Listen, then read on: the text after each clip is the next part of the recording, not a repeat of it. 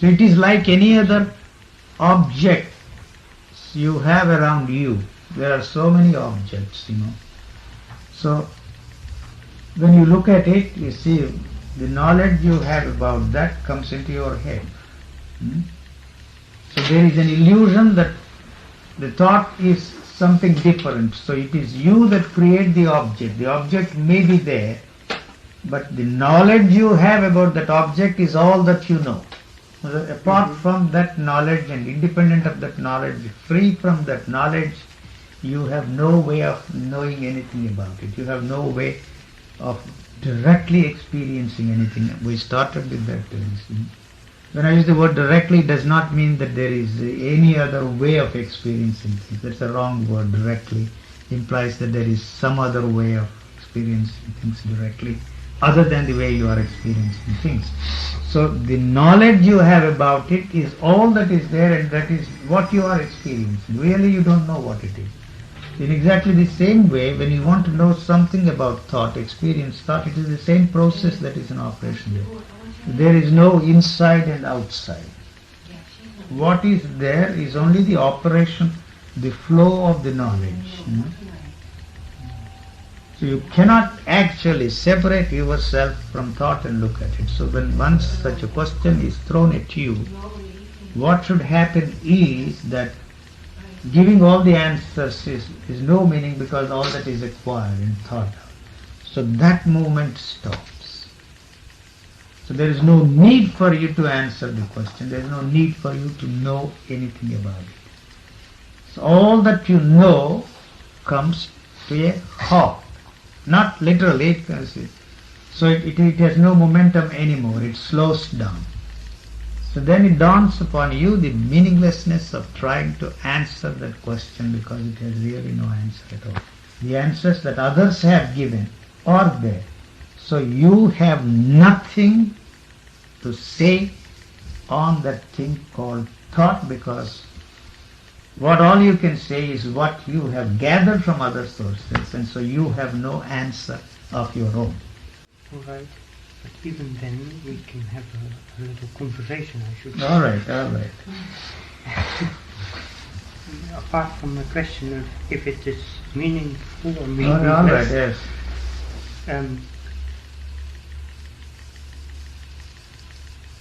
There is something like, you say, walls and things and people around here, and what we know about it, what we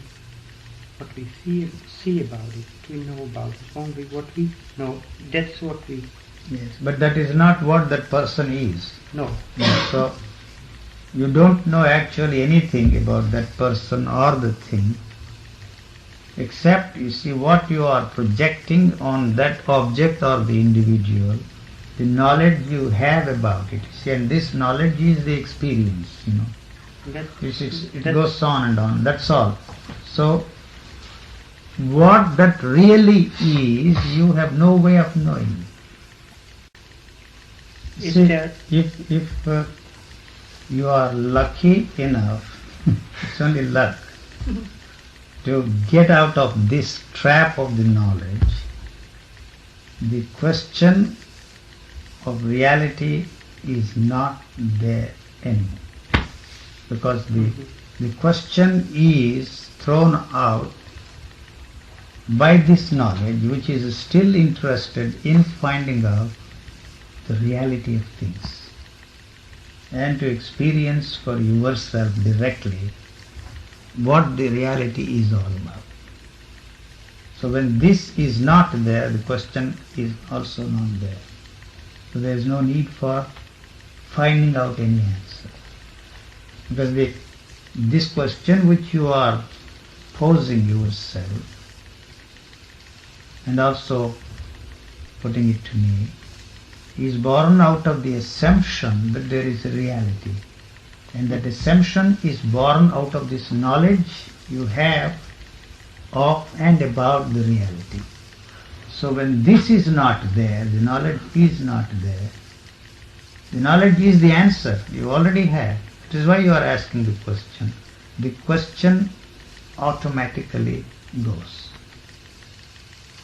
So what is necessary is not to find out the answer for the question, but understand that the question which you are asking, posing yourself and putting it to somebody, is born out of the answer you already have, which is the knowledge. So the question and answer format, if we indulge in for long, becomes a meaningless ritual. See, question and answer business. But if you are really interested in finding out the reality, this has to dawn on you that your very questioning mechanism is born out of the answers that you already have. Otherwise there can't be any question, see, because it's an assumption on your part that there is reality, first of all, and then that there is something that you can do to experience the reality of things. Without the knowledge gives you the experience of reality. That is for sure. So, if this is not there, is there any other way of experiencing the reality? You are asking the question. The question goes with the answer. And so there is no need to ask questions and there is no need to answer. It's not, you see, the ultimate reality that one is interested in, you see, are the techniques and systems and methods that he is using to achieve whatever the goal is, But, the running of the motor are there.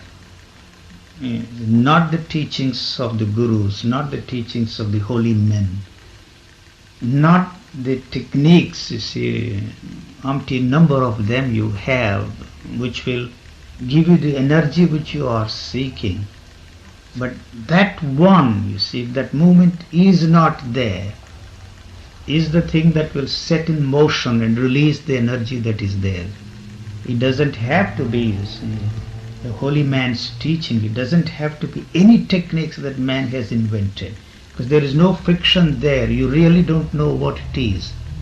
So the movement there and the movement here is one. You see, there is energy there, So that you say it's a mechanical energy, but this is also a mechanical energy. This is also a machine. The human machine is no different from the machine out there. So both of them are in one unison. So whatever energy is there, the same energy is in operation here. So any other energy you experience through the practice of any techniques is a frictional energy. That energy is created by the friction of thought. The demand to experience that energy is the one that is responsible for the energy you experience. But this energy is something which cannot be experienced at all. This is just an expression of life, a manifestation of life. You don't have to do a thing. Anything you do to experience that is preventing the possibility of that energy that is already there, which is the expression of life, which is the manifestation of life, to function there. But it has no value in terms of the values we give to whatever we are doing. You see, the techniques of meditation, yoga and all that. I am not against any one of those things, please don't get me wrong, but they are not the means to achieve, you see, the goal that you have placed before yourself. So the goal itself is false.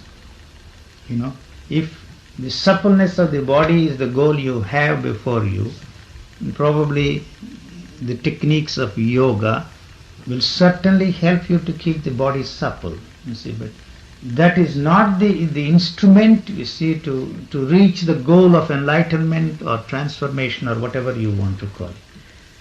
Or even the techniques of meditation, you see, all those are self-centered activities. They are all self-perpetuating mechanisms which you use.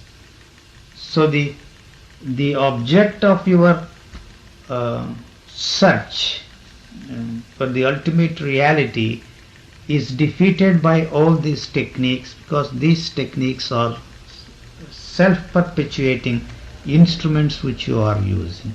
And then you will suddenly realize, or it dawns on you, that the very search for the ultimate reality is also a self-perpetuating mechanism. So there is nothing to reach, nothing to gain, nothing to attain. So as long as you are doing something to attain whatever your goal is, so long this is a self-perpetuating mechanism. When I use the word self-perpetuating mechanism, I don't mean that there is a self or an entity, but it has this self-perpetuating mechanism. I have to use the word self because there is no other word. The self-starter you have in the car, the self-igniting things, like that, So it perpetuates itself. That is all that it is interested in. So anything you want to achieve is a self-centered activity.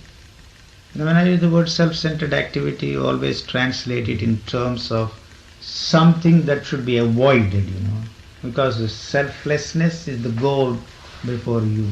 As long as you are doing something to be selfless, so long you are a self-centered individual. So when this movement in the direction of wanting to be a selfless man is not there, then there is no self, there is no self-centered activity. So it is the techniques which you are using, the systems and methods which you are using to reach your goal of selflessness is itself, you see, a self-centered activity. So when once the demand is not there anymore, but unfortunately the society has placed before us, or culture or whatever you want to call it, as is a perfect goal, you see, the ideal goal. That's the goal of everybody, because a selfless man will be, you see, a great asset to the society, and the society is interested only in continuity, the status quo, you see. So all those values which we have accepted as values that one should cultivate are invented by, you see, the human mind to keep itself going. You see, so the goal is the one that is making it possible for you to continue this way, but you are not getting anywhere. You see. The hope that one day through some miracle or through the help of somebody you will be able to reach the goal.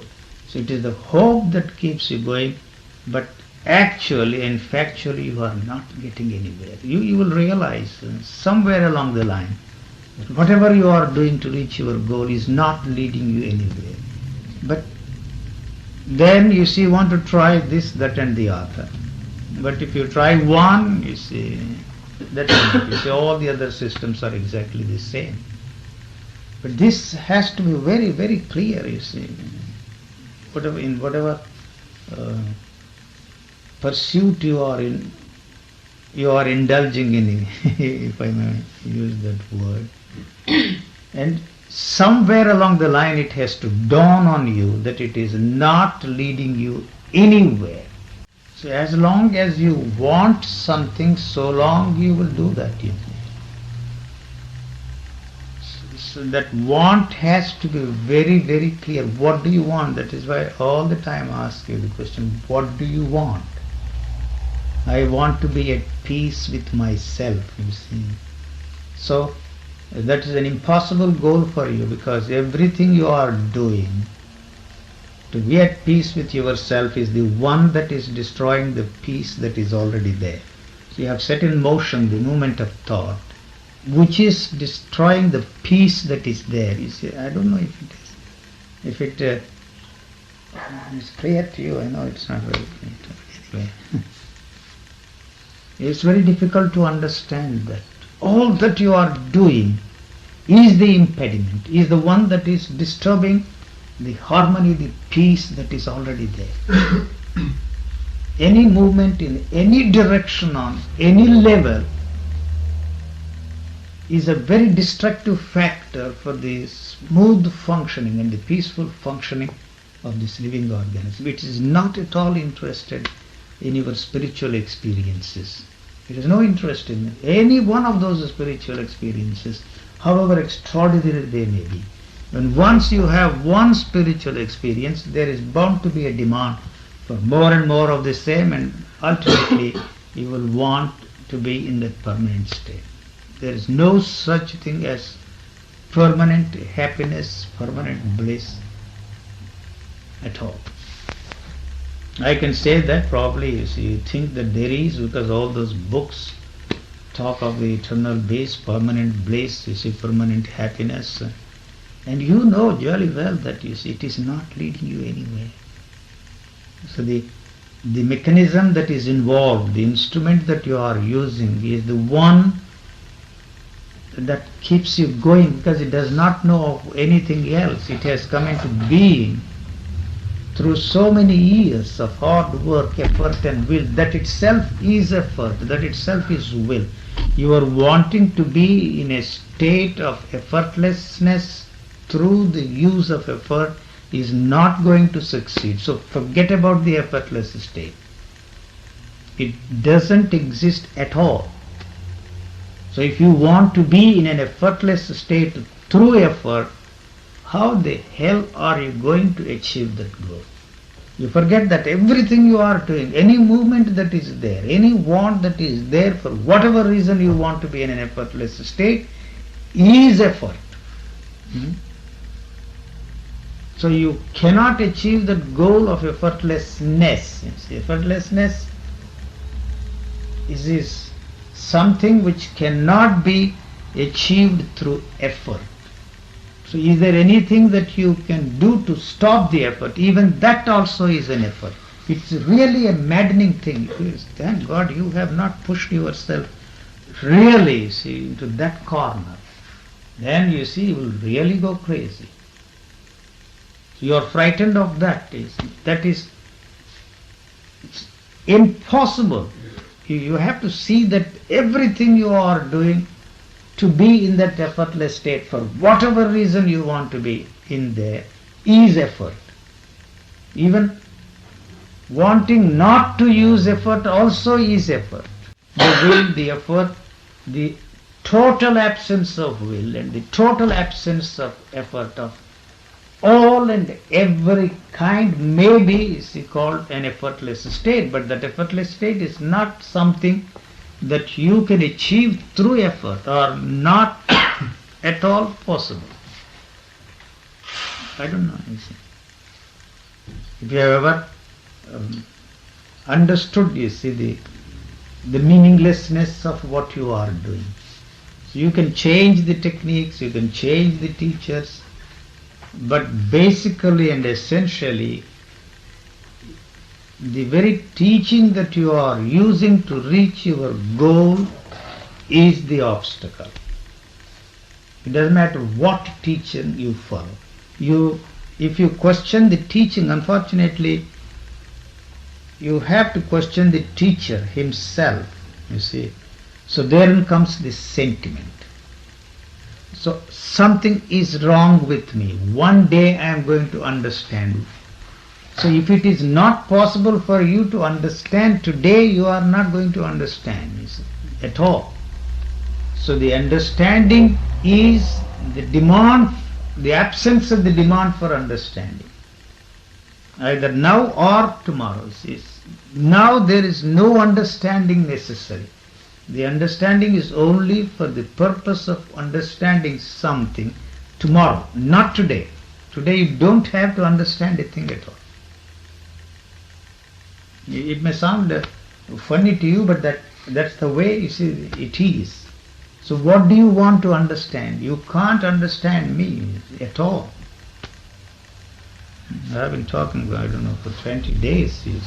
I can go on. You are not going to understand anything at all. It's not that it is difficult, it is so simple.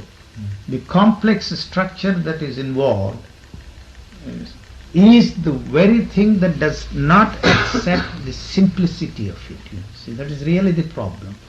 It can't be that simple. Because that structure is so complex that it doesn't want even to consider the possibility that it could be so simple. So you are going to understand tomorrow, not today. So tomorrow it's the same story, and then after 10 years it's the same story. So what do you do about this situation? We all have been through that. Actually, literally went mad. Either you flip or fly. The chances of flipping are really good if you push yourself to that yourself into the corner. You are not going to do that at all. What do you want to understand? I am not saying anything profound in. I have been repeating the same thing day after day after day. So it's not something that the thought is manufacturing here. You see, it's not a thought manufactured or logically a certain premise that I am putting across to you. Basically, it sounds very contradictory to you. You see, what actually I am doing, if you don't understand, you see, what I am doing is that I make a statement, and the second statement is negating the first statement. Sometimes you see some contradictions in what I am saying. Actually, they are not contradictions. So this statement does not express what I am trying to express.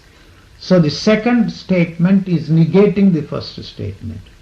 And the third statement is negating the first two statements. Fourth statement is negating the previous three statements. Not with the idea of arriving at any goal. Not with the idea of communicating anything to you. There is nothing to be communicated. Only this series of negations, not with the idea of arriving at any goal. The goal is understanding, So you want to understand, you see. There is nothing to understand here. See, every time you make some sense out of it. So I am trying to point out that's not it. It is not the doctrine of neti neti. In India they evolved this negative approach. But the so-called negative approach is a positive approach, because still they are interested in reaching the goal. So they have failed through their positive approaches. They have invented what is called the negative approach. Not this, not this, not this. The unknown cannot be reached, or cannot be experienced through positive approach. So they have failed. So then you see, this so-called negative approach is not really a negative approach, because the goal is still a positive goal of knowing the unknown, for example, you see, or wanting to experience something which cannot be experienced. So this movement, you see, which has adopted a negative approach, is still interested in the positive goal. So of knowing the unknown, experiencing something which cannot be experienced. It's only a trick. That's all it is, playing with itself. As long as the goal is a positive goal, no matter what the goal is, so long any approach, whether it is called positive or negative, is not a negative approach, it's a positive approach. It's all right to play games with you. It's interesting.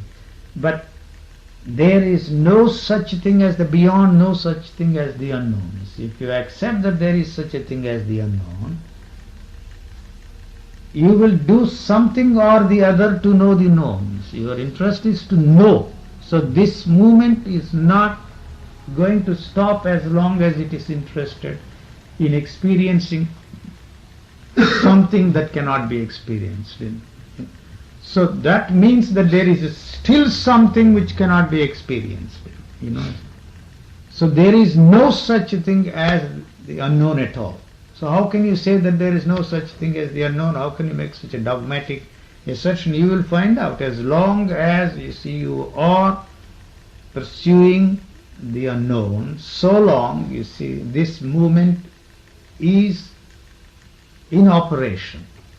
There is something that you can do. So that gives you the hope. maybe you see one day you will stumble into this, to experience the unknown. How can, if there is any unknown, ever become part of the known? Not a chance. Even assuming for a moment that this movement, which is demanding to know the unknown, is not there, what is there you will never know. You have no way of knowing that at all, no way of capturing that and experiencing that or giving expression to it. So to talk of that bliss, the eternal bliss, love and all that is romantic poetry, because you have no way of capturing that and containing it and giving expression to it. So this dawns on you that this is not the movement, this is not the instrument that can help you to understand anything, and there is no other instrument. So then there is nothing to understand. What exactly do people mean when they talk of consciousness? There is no such thing as unconsciousness. You see a person unconscious, and the medical technology can find out the reason why a particular individual is unconscious. You see, so the individual who is unconscious has no way of knowing that he is unconscious. All right.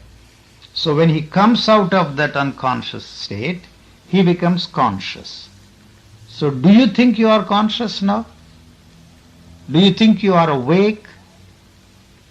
Do you think you are alive?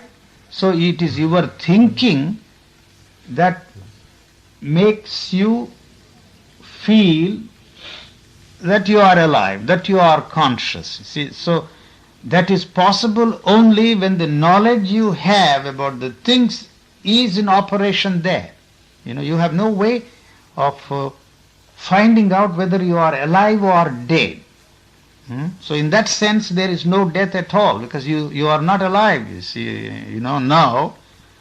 So you become conscious of things only when the knowledge is in operation. When the knowledge is absent, whether the person is dead or alive is no importance to this movement of thought, which comes to an end before what we call the death takes place.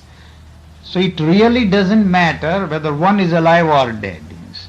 Of course it does matter to one who considers that is very important, and those who are involved with that individual, but you have no way of finding out whether you are alive or dead, whether you are conscious or not. You become conscious only through the help of thought, but unfortunately it is there all the time. So the suggestion that it is not possible to experience anything makes no sense to you at all, because you have no reference point there when this movement is absent. So when this movement is absent, all those questions about consciousness the questions are not there. That's what I mean by saying that the questions are absent. So how can you bring about a change, in consciousness which has no limits, which has no boundaries, which has no frontiers, so that they can try and spend millions and millions and millions of dollars and do every kind of research to find out the seat of human consciousness. So there is no such thing as the seat of human consciousness at all. You can try, and they are going to spend billions of dollars to find out, but the chances of their succeeding in that are impossible, well nigh impossible. They say it is possible, all right, So there is no such thing as a seat, located in any particular individual.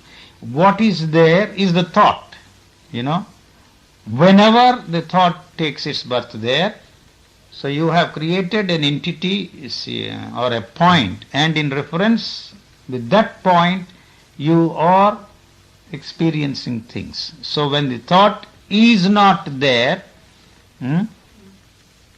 is it possible for you to experience anything or relate anything to a non-existing thing here? So every time the thought is born, you are born. The thought in its very nature is short-lived. Hmm? And when once, you see, it is gone, that's the end of it, you see. So that is what probably people meant when they use this births and you see, death and birth and death and birth. It is not that this particular entity which is non-existing even while you are living takes a series of births. So the ending of births and deaths is the state that they are talking about. But that state cannot be described in terms of bliss, beatitude, love, compassion and all that kind of a thing, you see. So that becomes a poetic nonsense, romantic stuff if you use those words. Because you have no way of experiencing what is there in between these two thoughts. So the world you experience around you is also from that point of view. You see, so there must be a point, and it is this point that creates the space, you know. So if this point is not there, there is no space. So anything you experience from this point is an illusion, not that the world is an illusion. You know, all these Vedantins and philosophers in India, particularly the students of Shankara, indulge in such a frivolous absolute nonsense. It says the world is not an illusion, but anything you experience in relationship with this point, which itself is illusory, is bound to be an illusion. That's all. But not that the world is an illusion. You see. So when they use the word Maya, you see, they did not mean the illusion in the sense in which, you see, the English word is used. You see, Maya means to measure. The Sanskrit word means to measure. So you cannot measure anything unless you have a point. So if the center is absent, there is no circumference at all. That is a pure and simple basic arithmetic. You see, so this point has no continuity.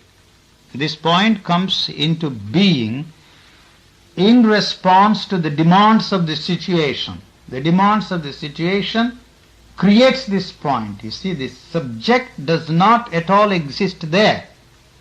It is the object that creates the subject. It runs counter to the whole philosophical thinking of man in India.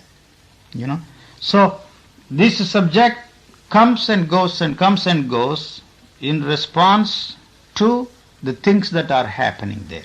So it is the object that creates the subject and not the subject that creates the object. This is a simple physiological phenomenon which can be tested. You see, there is an object there, for example. There is no subject here, you know. So what creates the subject is the object. There is light. If the light is not there, you have no way, you see, of looking at anything, you see. So the light falls on that, and the reflection of that light activates the optic nerves here.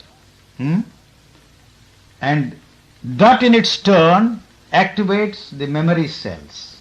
So when once, you see, the memory cells are activated, all the knowledge you have about it comes into operation. So it is that thing that is happening there has created this subject, which is the knowledge you have about that. You see, the word microphone is the I. There is nothing there other than the word microphone.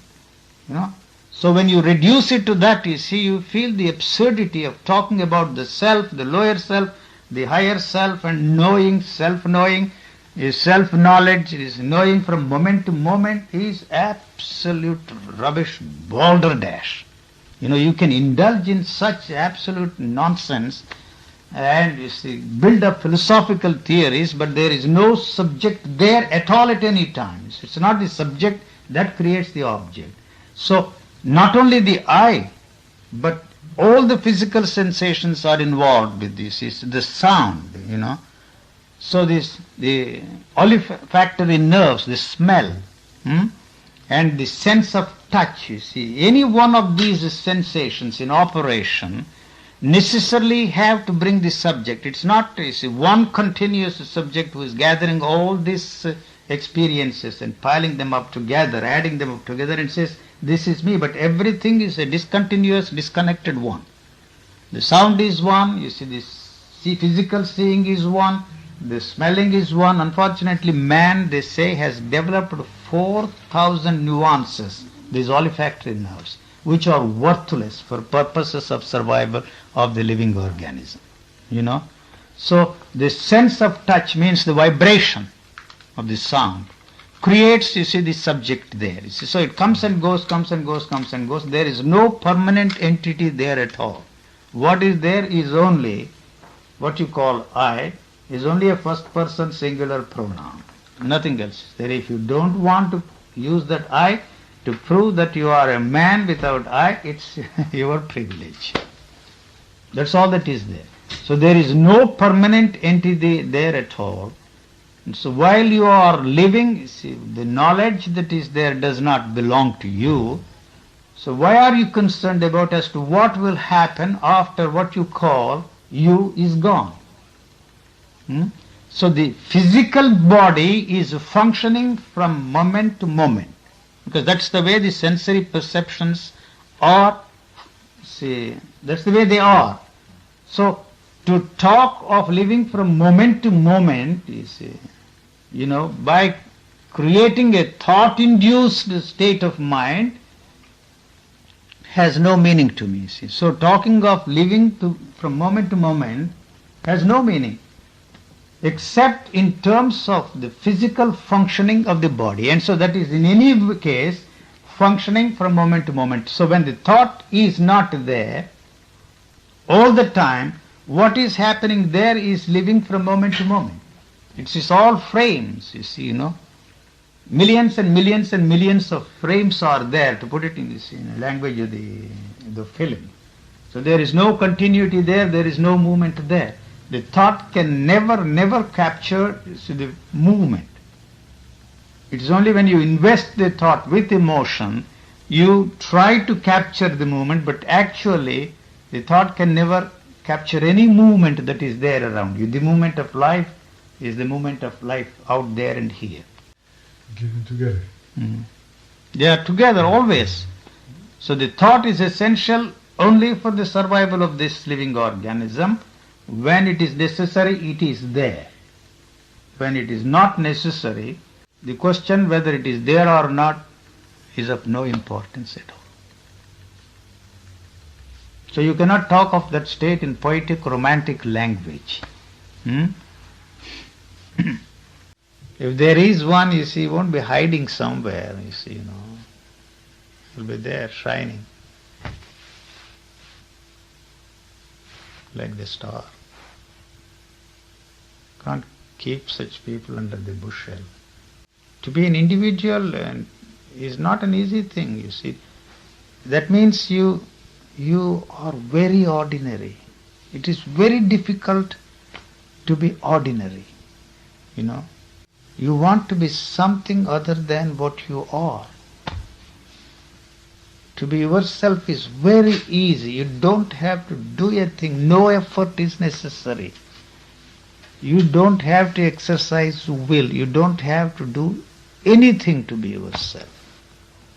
But to be something other than what you are, you have to do a lot of things.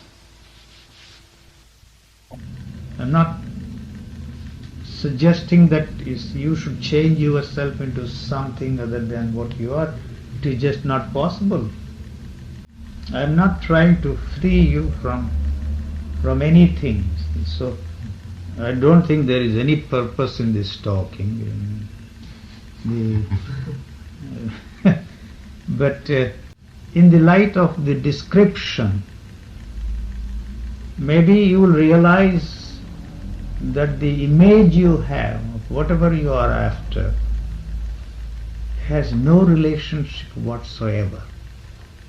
So you can brush aside, my description and say it is nonsense. That's your privilege. But maybe, it will occur to you that the image you have of your goal or image of what you are going to be one day through all the effort and will which you are using, has absolutely no relationship whatsoever with what I am describing. This is not really what you are interested in, you know. I was telling you the other day, I wish I could give you just a glimpse of it, you see, you know. Not glimpse in the sense in which you use the word glimpse. A touch of it is, you wouldn't want to touch this at all. And what you want, what you are interested in, doesn't exist. You can have lot of petty experiences. If that is what you are interested in, you do all the meditations, do everything you want. You see, you will have lots of them. It's a lot easier to experience those things by taking drugs. I'm not recommending drugs, you know. They are the same, you know, exactly the same. And the doctors say that that will damage the brain, you see, or something. This will also damage the brain if it is done very seriously, some of those things. You know. That's why they have all gone crazy. Jumped into the river and killed themselves, you know. They did all kinds of things. Locked themselves up in caves because they couldn't face it, you know. So you see, it's not possible for you to watch your thoughts. It's not possible for you to watch every step you take. You see, to drive you can't walk. You know, that's not what is meant by this idea that you should be aware of everything. Watch your thought. How is it possible for you to watch every thought of yours? And for what you want to watch your thoughts? What for? Control. It's not possible for you to control. It is a tremendous momentum, you see. When you succeed in your imagination that you have controlled your thoughts and experience some space between two thoughts or some state of thoughtless state or whatever you want to call it, you feel that you are getting somewhere. You see, that is a thought-induced state of thoughtless state. See, that's a thought-induced space between two thoughts. The fact that you experience those states, space between two thoughts and thoughtless state, means that the thought was very, very, very much there. You know, so it surfaces afterwards. You know, like the river Rhone, you know, flows through France. Somewhere it disappears and then comes up again. So it has gone underground. That does not mean that the river is not there. It is still there. You can't use it. But there. It's a very powerful vibration. Thought is after all a vibration. What is thought? Extraordinary vibration. It is like an atom, you know. So you can't play with those things at all, except the petty experiences you have when you manipulate those things. For what purpose? You are not going to reach your goal of completely controlling your thought. It has to function in its own way, in its disconnected, disjointed way. That is something which cannot be brought about through any effort of yours. It has to fall into its normal rhythm. So even if you want to make it fall into the normal rhythm, you are adding momentum to that. So that has a life of its own. It has unfortunately established a parallel life with the movement of life. These two are always in conflict.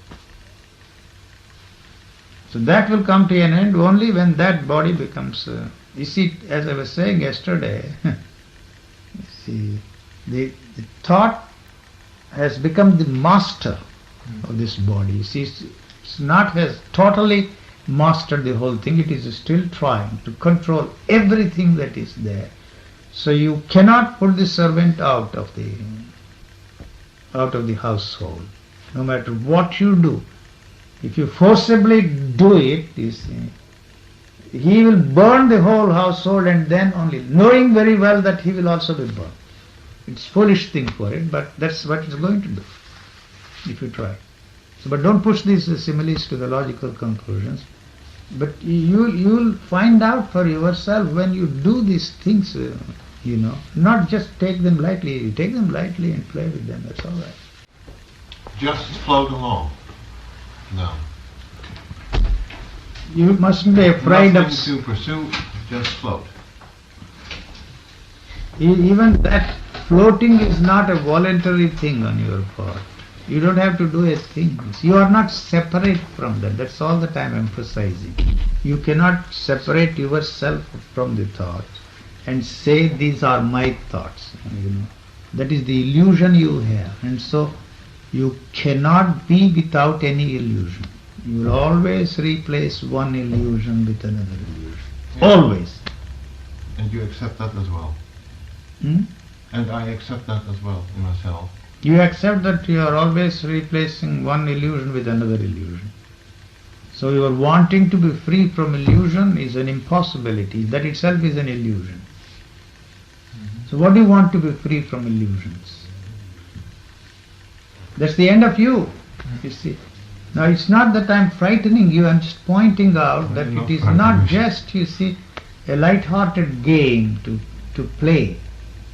You see. So that is you as you know yourself, you see, that knowledge you have of yourself is not there anymore. It can't be anymore there. So when it is not there, you see, the knowledge you have about the world also is not there anymore. It can't be there anymore.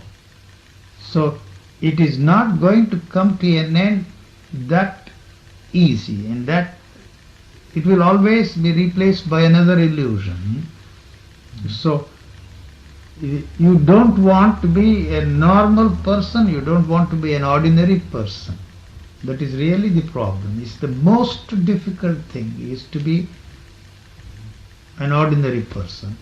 And culture demands that, you see, you must be something other than what you are. That has set in momentum is this tremendous, powerful movement of thought which demands that you should be something other than what you are. That's all that is there. You use it to achieve something, otherwise it has no use. The only use you have for the thought is to feed this body. Without thought you cannot, you see, you won't. So that is why thought is there, and to reproduce one like this. That's all the use you have for the thought. It has no other use at all. It's not cannot be used to speculate, you see. You can build tremendous philosophical structure of thought, but it has no value at all. You can interpret it, you see. Any event in your life, the events around you, and build up another philosophical structure of thought. But that's not intended for that. But at the same time, don't forget rather, that everything you see you have around you is the creation of thought. You are yourself is born out of that thought, otherwise you wouldn't be here at all. So in that sense, you see, it has a tremendous value. But yet, that is the very thing that will destroy you. That's the paradox about everything that you have created in this world has become possible through the help of that thought. But unfortunately, that very thing has become the enemy of man. Because you are using that for purposes for which it is not interested in solving the living problems. It can be used for solving the technical problems very well and efficiently, but that is something which cannot be used to solve the problems of life. So positive thinking, positive living, very interesting, you see, You can't be always positive, you see. How can you be positive? So anything that is not suggestive of positive thing, you call it negative. But negative is the positive and negative is only in the field of your thinking. When the thought is not there, it is neither positive nor negative. So as I was saying, there is no such thing as a negative approach at all. It's a gimmick to play with. To use another simile, you see, I'm telling you, see, stand on your own feet. You can walk, you can swim, you are not going to sink. That's all that I can say. As long as there is a fear, so long the danger of your sinking there is almost certain. Otherwise, you see, there is a buoyancy there in the water that keeps you afloat. The fear of sinking is the very thing that makes it impossible for you to let the movement move in its own ways. It has no direction. It's just a movement.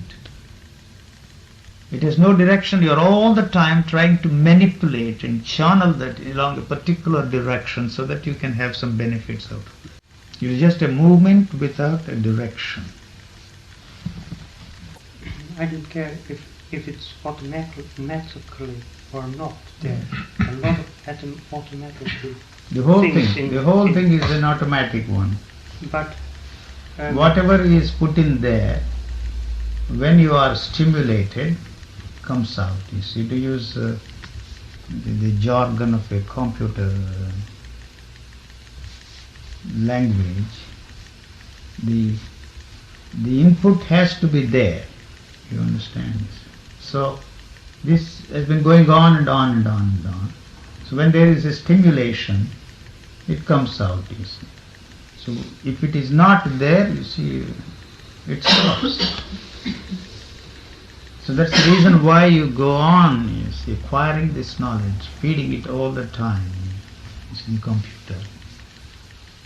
So it's after all, you see, an automatic thing that is there. Mm-hmm. So what do you know?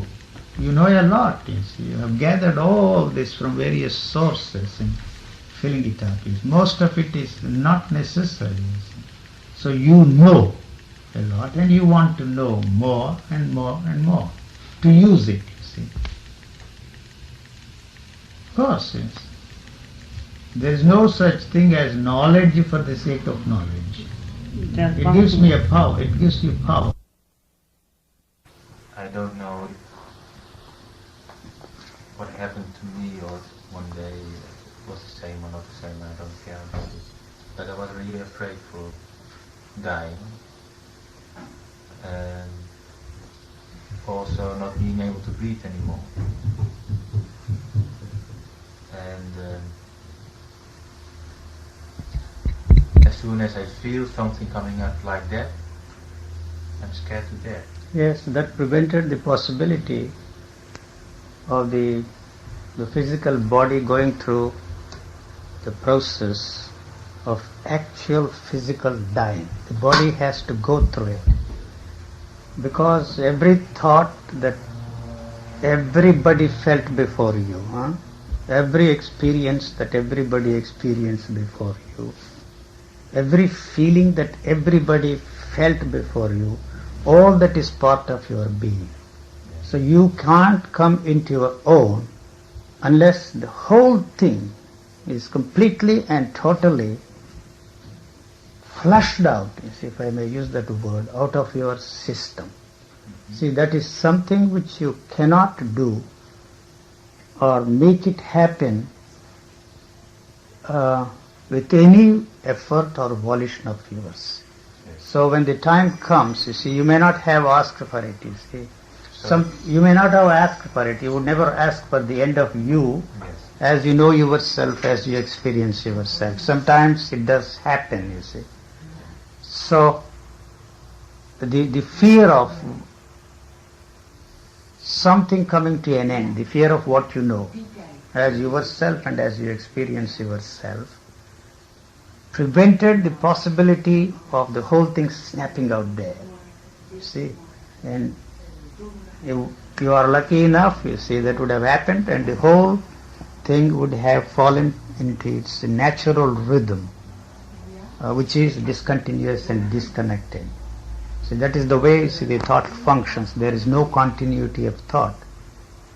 And the only way it can maintain its continuity is through the constant demand for experiencing the same thing over and over and over again. So what is there is the knowledge you have about yourself and about the world around you. And the world around you is not quite different from the world you have created for yourself inside of you. I want to give a talk. See? So, what you are frightened of is not you, but that movement of thought is frightened of is the continuity coming to an end. Yes. So, it is interested in finding out, or it projects, you see, always the fear, you see.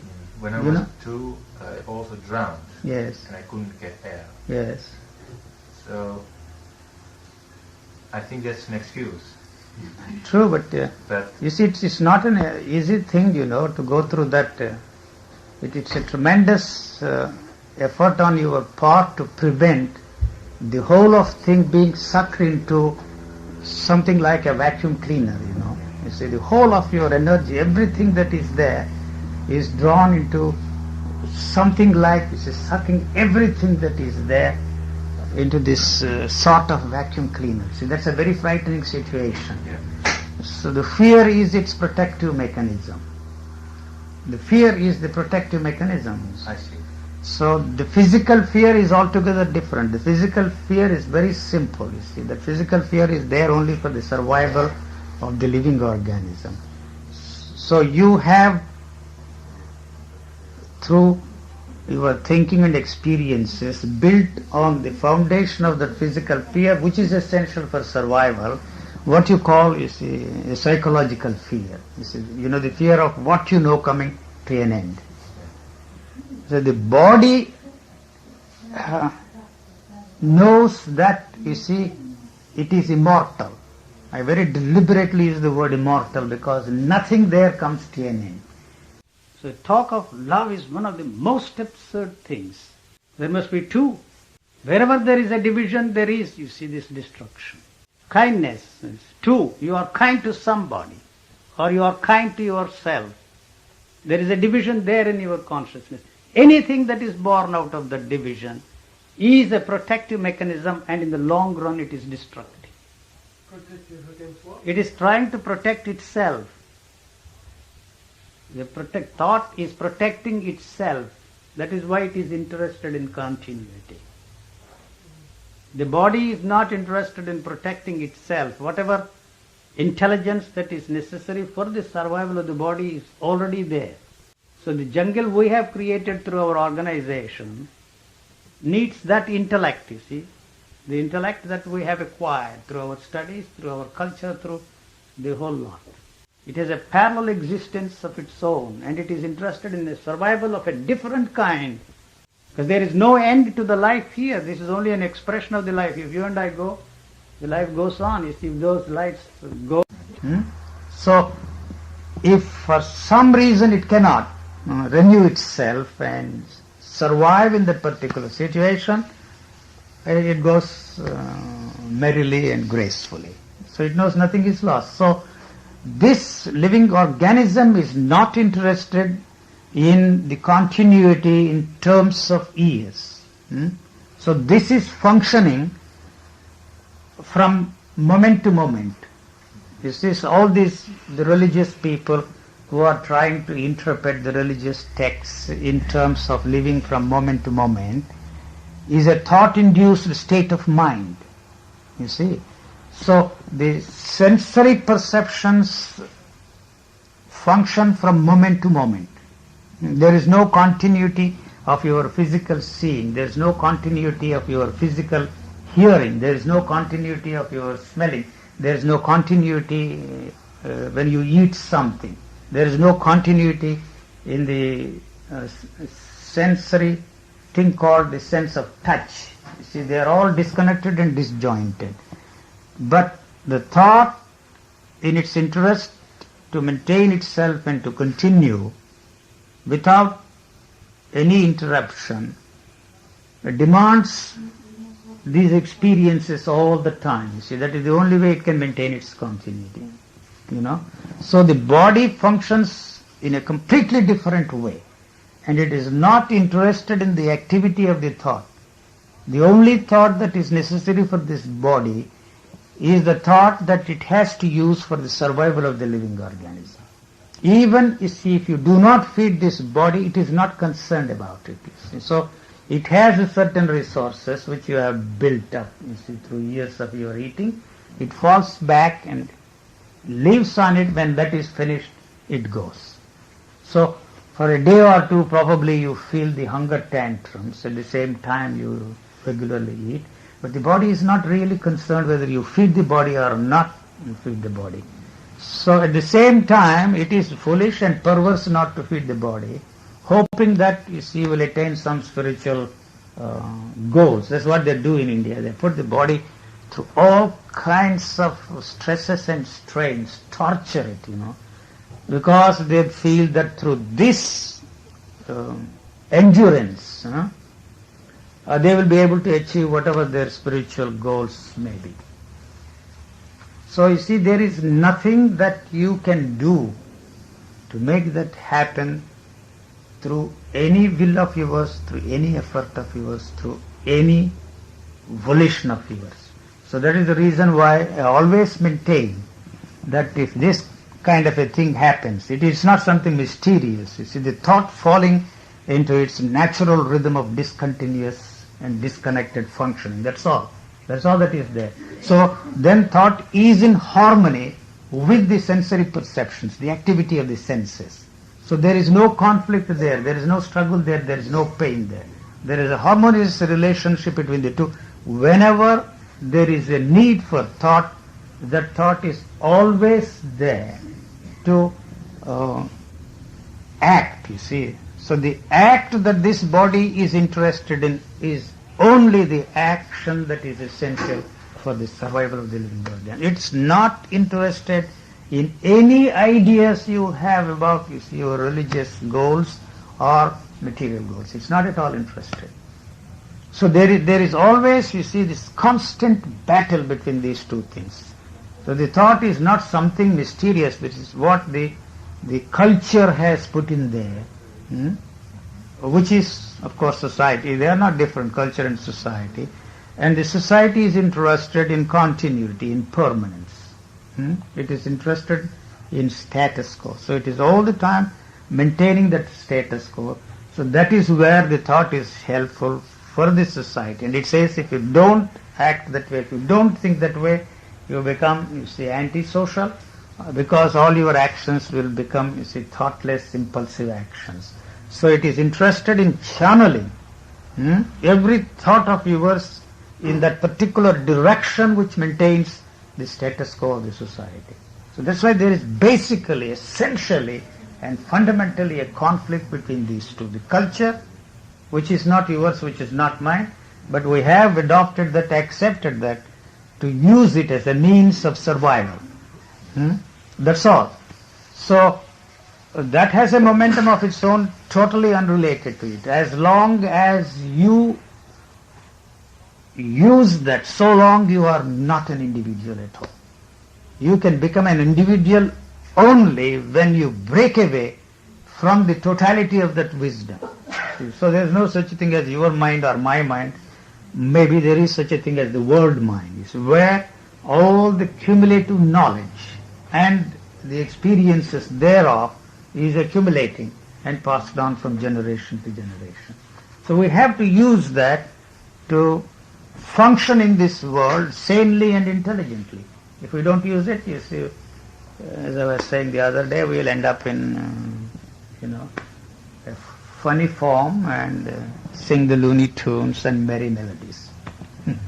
So you don't want to become part of the society, you give up, you see, there, and that's the end of you. And the society is still interested, you see, in fitting every individual into that framework and maintain its continuity. I don't want to give a talk. So I don't know if I have made myself clear. That's the reason why I'm all the time emphasizing the physical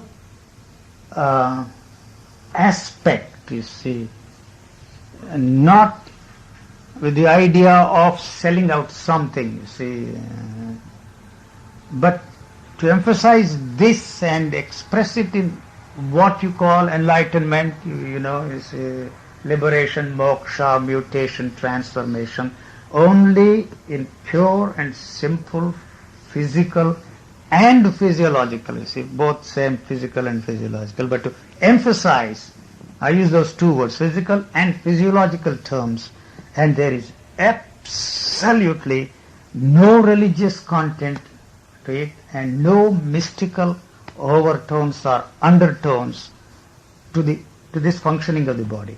But quite so. True. Yes. But of course, in the process of this, that has to happen now, not at the end. yeah, Because there is no time. You see, the instrument which you are using, which is this process of knowledge, does not want to come to an end. That is why it is posing the question to itself. Knowing very well that the question is bound to carry on until it gets an answer. So, this knowledge, which the instrument which you are using, does not know or cannot conceive of the possibility of anything happening except in time, because it's born in time and it functions in time. Although it projects, you see, a state of timelessness, it is not interested in accepting the fact that nothing can happen except in the field of time. The question implies that there is a demand for an answer, and that answer can come only in time. And during that time, see, this has a chance of survival. But anything that is it born... is only a device, I agree with That you. is to anything that is born in the field of time is time. Yes, The question is time. the question is not born in time. Then, where does it come from? It comes from I am. That assumption itself is time. That I am. But I am The not an experience. assumption. Yeah, of course. Of course it is an assumption that there is something there other than this knowledge. What is there is only the knowledge. In that situation is the complete and total blasting, you see, of the answers that you have. That is something which you cannot make it happen. It is not in your hands. So the situation you think is hopeless, but it is not hopeless. The hope is here. See, the hope is not there. You are waiting for something to happen tomorrow. Tomorrow nothing will happen. Whatever has to happen, that has got to happen, you see, now. And the possibility of that happening now is practically and well nigh impossible, because the instrument which you are using is the past. So, unless the past comes to an end, there can't be any present. The now, the present moment. And that present moment is something which cannot be captured by you, cannot be experienced by you. You see? So even assuming for a moment that the past has come to an end, you have no way of knowing that it has come to an end. You see? So then there is no future for you at all. There may be a future tomorrow, you will become boss of your company in which you are working, I don't know. The school teacher becomes the head of the institution, and professor becomes the dean. You see, that possibility is there, but you have to put in a lot of struggle, that takes time. So you are applying the same technique, you see. That is the only thing, that instrument which you are using to realize whatever you are interested in, and so it puts it there in the future. So it has produced tremendous results in this world. So how can that instrument be not the instrument to achieve your spiritual goals, if there are any spiritual goals you have before them? So that is not the instrument, obviously, because you have tried, you have done everything possible. Even those who are burning with hunger, they find it, you see, it's impossible, In India, everybody, you see, tried this. You won't believe that, you see. Not one was lucky enough. So whenever such a thing happened, it happened to those people who had given up completely and totally all their search.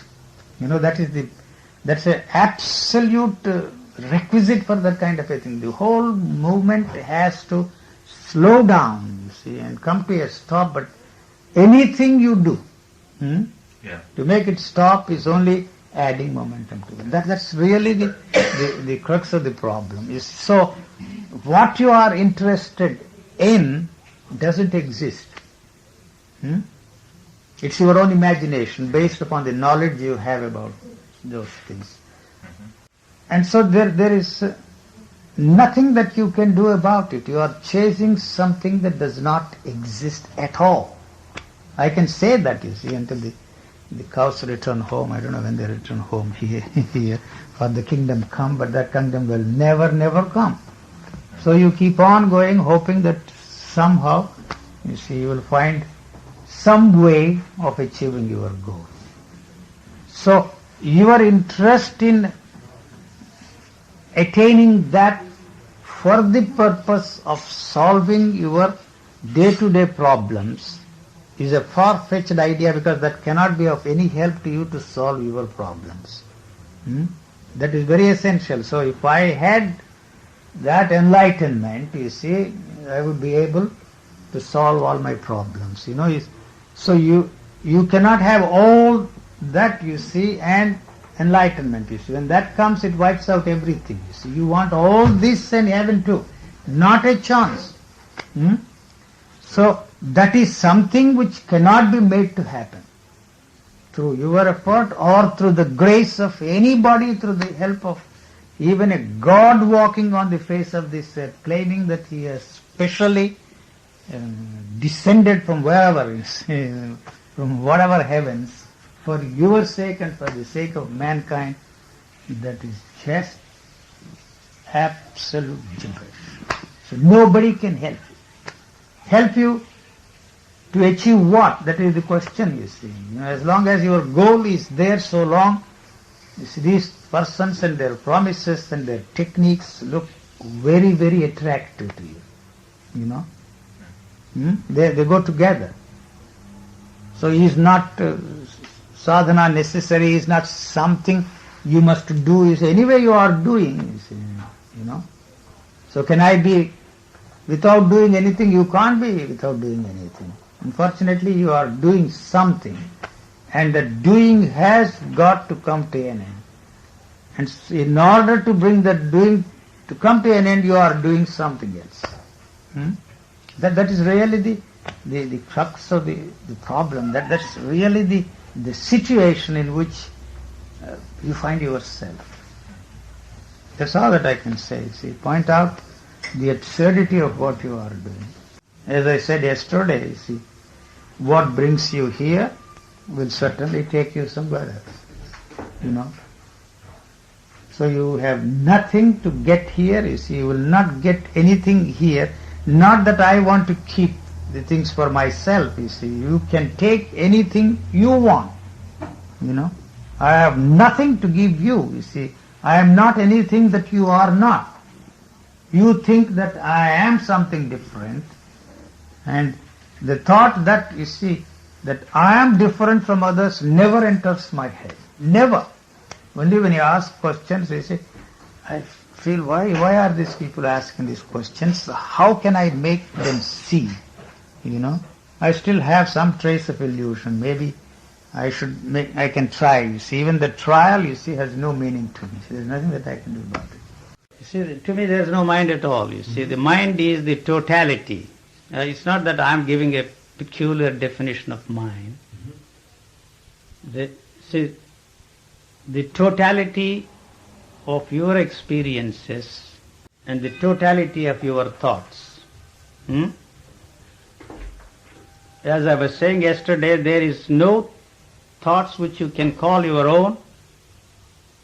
There is no experiences which you can call your own. See, without knowledge you cannot have any experience. I don't know if I make myself clear.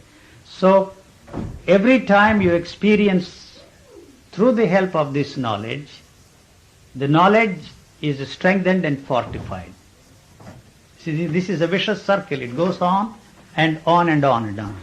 The knowledge gives you experiences, and the experiences fortify the knowledge you have. So the questions which you are asking are very frivolous questions, because the questions are born out of the knowledge.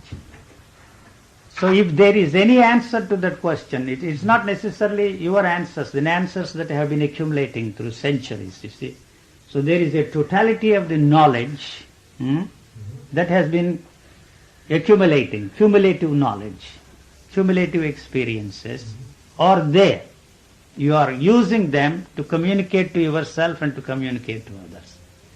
So there is no such thing as your mind and my mind, but there is a mind which is the totality of all the thoughts and experiences of all that has existed up to this point. I don't know if I make myself clear. So any answer that anybody gives for that question should put an end to that question. There is nothing to get, nothing to give and nothing to get. That is the situation, In material world, yes, we have a lot of things, you see. There's always somebody who can help you, you see, with the knowledge, with the money, with you see, so many things, in the world. But here, in this field, there is nothing to give and nothing to get. So, as long as you want, you can be certain you ain't got a chance. Whatever you want, you see. I'm not suggesting you are not getting it. You see, wanting implies that you are going to set in motion thinking to achieve your goal. So it is not a question of achieving your goal, but it is a question of this movement coming to an end here, So if you want, the only thing that you can do is to set in motion this movement of thought in the direction of achieving that. How are you going to achieve this impossible task? So wanting and thinking, they always go together. If you don't want a thing, I'm not for a moment suggesting that you should suppress all your wants and free yourself from all your wants and control all your wants. Not at all. That's the religious game. So if you want anything, the one thing that you will do is to set in motion the movement of thought to achieve your goal. Material goals, yes, you see, but even there, you see, it's not so easy. It is such a competitive world. There is not much left for us to, to share. Not enough to go around. Since this is not an experience, the talk of sharing with somebody is poppycock to me. See, there's nothing to be shared here. It's not an experience. Even assuming for a moment that this is an experience, even then it is so difficult to share with somebody else unless the other individual has some reference point within the framework of his experiencing structure. So then you see the whole business becomes a sort of meaningless ritual, sitting and discussing these matters. That's all. It's not so easy for you to give up. Oh, no. Not at all, you see. This thing happened to me when I didn't know anything about anything. Yes. I was just sitting, doing meditation. Nothing, you see, it just happened. But I just was sitting down on the floor and it happened. Yes, so I was scared to death about it. that's all right. You see, now you see, want that to happen again? No. No. No, It's not thank a nice God. experience at all. But when it Yes. happens, it's all right. Yes, but your spiritual search, you see, ends that way. There is no other way. It's not that I'm frightening you, but how do you expect that to happen? That is why you see all those people who have taken drugs experience all kinds of things, Those who have not heard of anything, you see, of this kind suddenly experience so many things, and that puts them on this merry-go-round. So India has any number of techniques, systems, methods to give you every kind of experience you want. That is why they are doing a tremendously roaring business. Somehow to free yourself from the situation which you call despair. So you don't let that despair act. That is the action that I am talking about. You see, so you are still thinking about, you see that, where is that despair? Is not in the area of your thinking. It should be here in the framework of your body. So where is the despair you are talking about? As long as you are trying, you see, to run away, move away from the despair, there is no despair there. So wanting to be free from despair is all that you are interested in, because you think it is not choking you. It is not killing you, see. The despair should destroy, see, this movement for freeing yourself from despair. I am not saying that it is or it is. Then you are not giving a chance for the despair to act. So you are interested in finding out a solution, a way out of this impasse, you see, or impasse, I don't know what you call it. That's all that is there, and you give a name and call it, you see, despair. You are not in despair, you see. You don't act like a man or a person in despair. You just talk about despair, you talk about vacuum, you talk about emptiness. It's not really empty. You see, if there is emptiness, that's the action of life. Life is. Then you will ask me, what is life? If I define life, we are lost. It's one definition against life. You see, what exactly I mean by life is that what makes it possible for the whole of your being to respond, not react to this, respond. Respond to this stimuli around you. So if there is no life there, you become a corpse, a dead corpse. A dead corpse cannot respond the way it is responding, but it is still responding in a different way. So that is why you call, you see, this life. Life, in other words, is nothing but, you see, the pulse and the beat and the breath of life. Now that's also a definition. There is a pulse, there is breathing, there is a throb of life. It is throbbing all over your everywhere. Every cell in your body is throbbing. So that's all that is life, you see. So if you give a definition, but we are not really talking about that life, because nobody can say anything about that life except give definitions. You call it life force, this and the other. But the living implies all the other problems that the so-called living creates. So there is a demand for how to live. That is really the problem. The problem of all the problems is how to live. And for centuries we have been brainwashed that this is how you should live. So if that is not satisfactory, you find out another way and call that how to live. And it go on and on and on and on. All that may be nonsense. It's because it has not given you peace. All the time there is a constant battle going on inside of you, a war going on inside of you. As long as there is a war inside of you, there isn't going to be a peaceful world at all. Even assuming for a moment that war has come to an end and you are at peace with yourself, that will not change anything, because you see, a man who is at peace with himself will be a threat to his neighbor. So he will liquidate you. There is a danger. So the important problem is, you see, can you bring this war to an end within yourself? Is there any way? So all the solutions that you have are the ones that are responsible for this battle that is going, how to live. So the how has to go. So then you ask me, how can that how go? Can you help me? First of all, you are not sure of that. You have not even come to that point, that there is a despair. Then only you can deal with the despair. As long as you are moving away running in the direction of wanting to be free from despair, it is just not possible for you to handle that, you see. That's all that I'm saying. So that is the reason why I say if that is the problem, you don't look for solutions. There may be 150 solutions, you see, but you can't try all of them. So obviously all that you have tried, that has failed. And so you say you are in despair. That despair will act.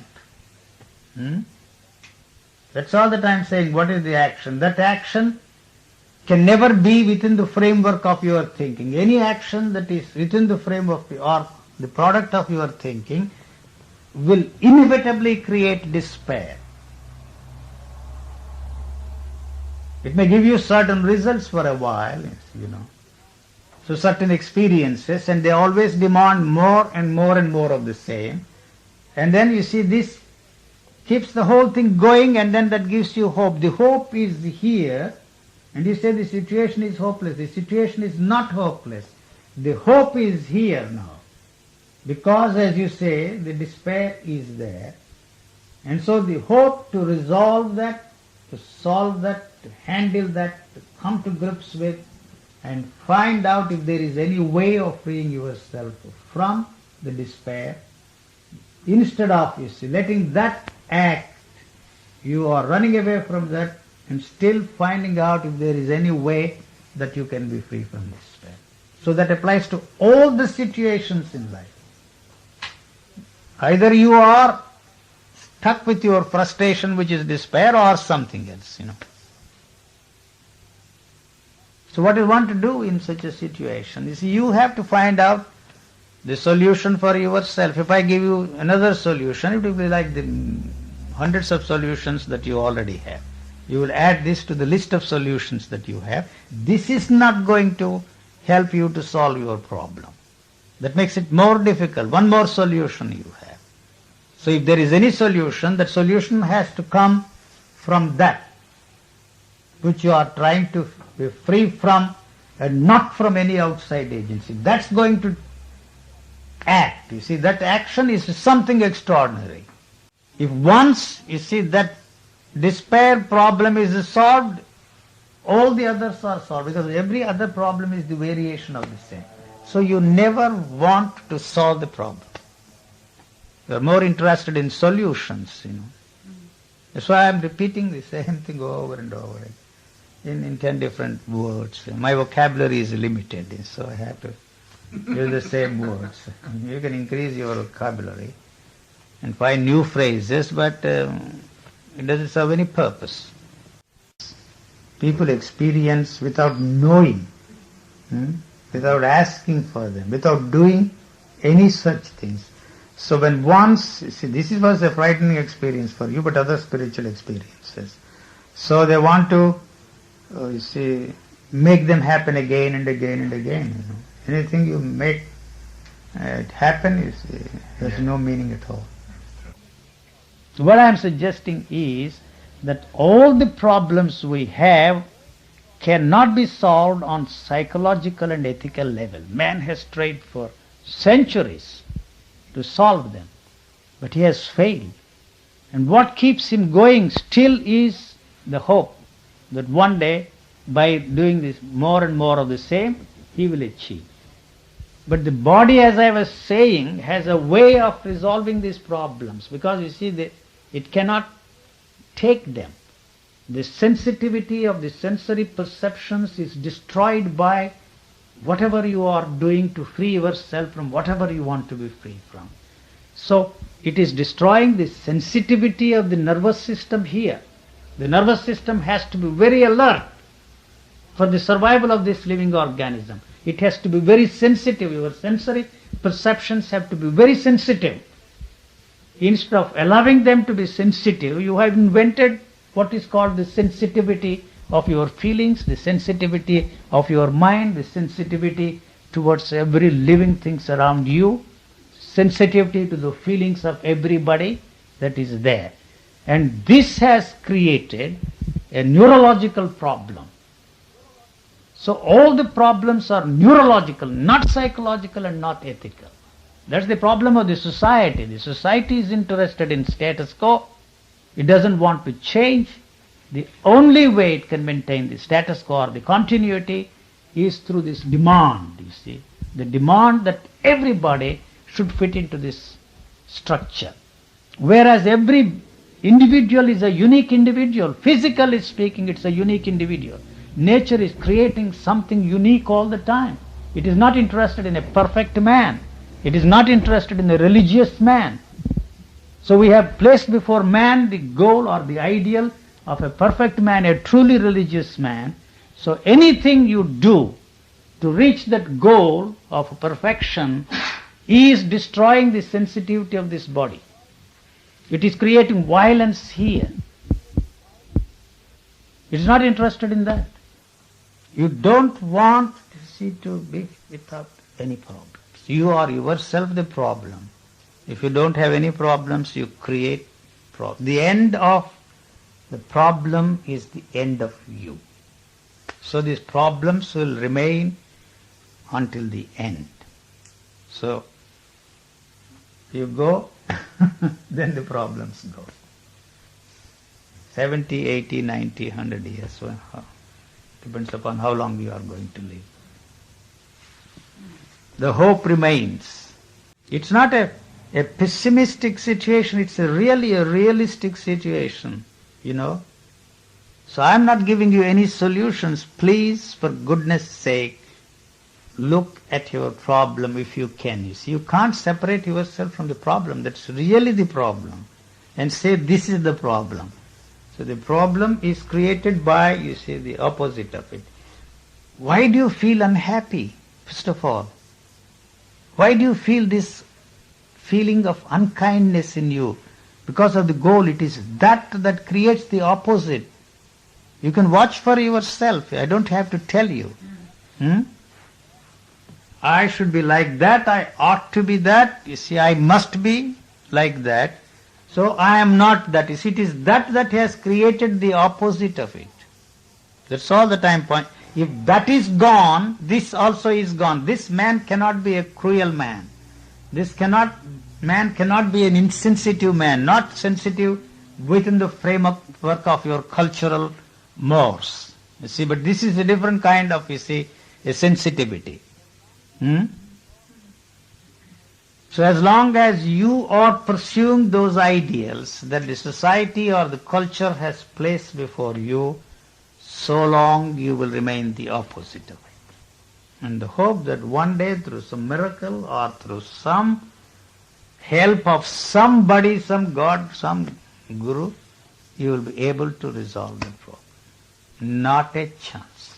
So anything that is born out of this division in your consciousness is destructive, is violence. It's because it's trying to protect not this living organism, not the life, but interested in protecting the continuity of thought. And through that it can maintain the status quo of your culture or whatever you want to call it, the society.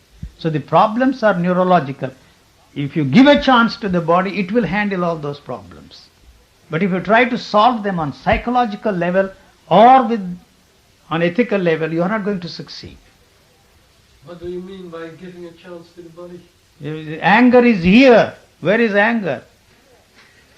In your stomach you feel it, you see, in the base, you see here. So it is handling, but if you beat your husband or wife or your neighbor or you see, beat the pillows, you are not going to solve that problem. It is already absorbed. And you are only enriching these therapists who are making money out of that. You see. You hit your wife, husband, anybody you want, you see. And that's all that you can do, nothing else. But still, you see, it is the function of the body to handle that and absorb it. It has arisen here. It is something real there for that body. It doesn't want this anger because it is destroying the sensitivity of the nervous system. So it is absorbing the whole thing. You don't have to do a thing. Any energy that you create through this thinking is destructive for this body. Because the energy cannot be separated from life here. It is one continuous movement. So So all the energies you experience as a result of playing with all those things is not of any interest to the functioning, the smooth functioning of this living organism. It is disturbing the very harmonious functioning of this body. There is a very, very peaceful thing.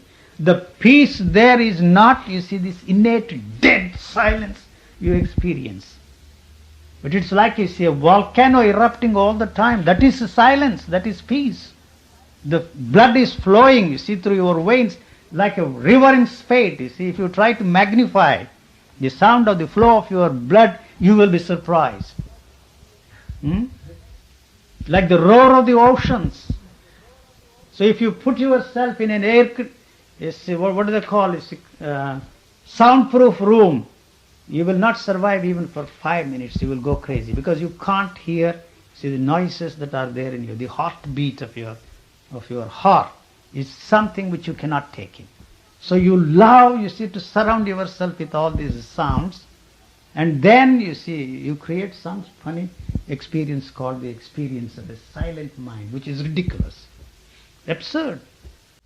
That is the silence that is there, the roar of an ocean, like the roaring of the flow of blood. That's all that it is interested in, not your, you see, state of mind or the experience of a silent mind.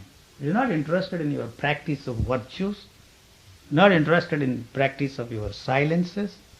Body has no interest in the dilemma of your moral dilemma, or whatever you want to call it, moral problems. It's not interested in your virtues or vices. As long as you practice virtues, so long, you see, you will remain a man of vice.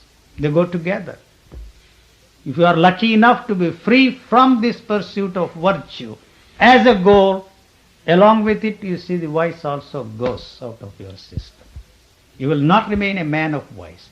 You will not remain a man of violence as long as you follow some idea of becoming a non-violent, kind, soft, gentle person. So long you will remain the opposite of it. A kind man, a man who is practicing kindness, a man who is practicing virtues, is really the menace, not the violent man.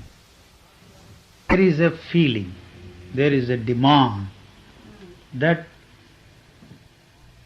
there is something more interesting that you can do with yourself, more meaningful, more purposeful than your existence is today. You see, that is the demand, you see.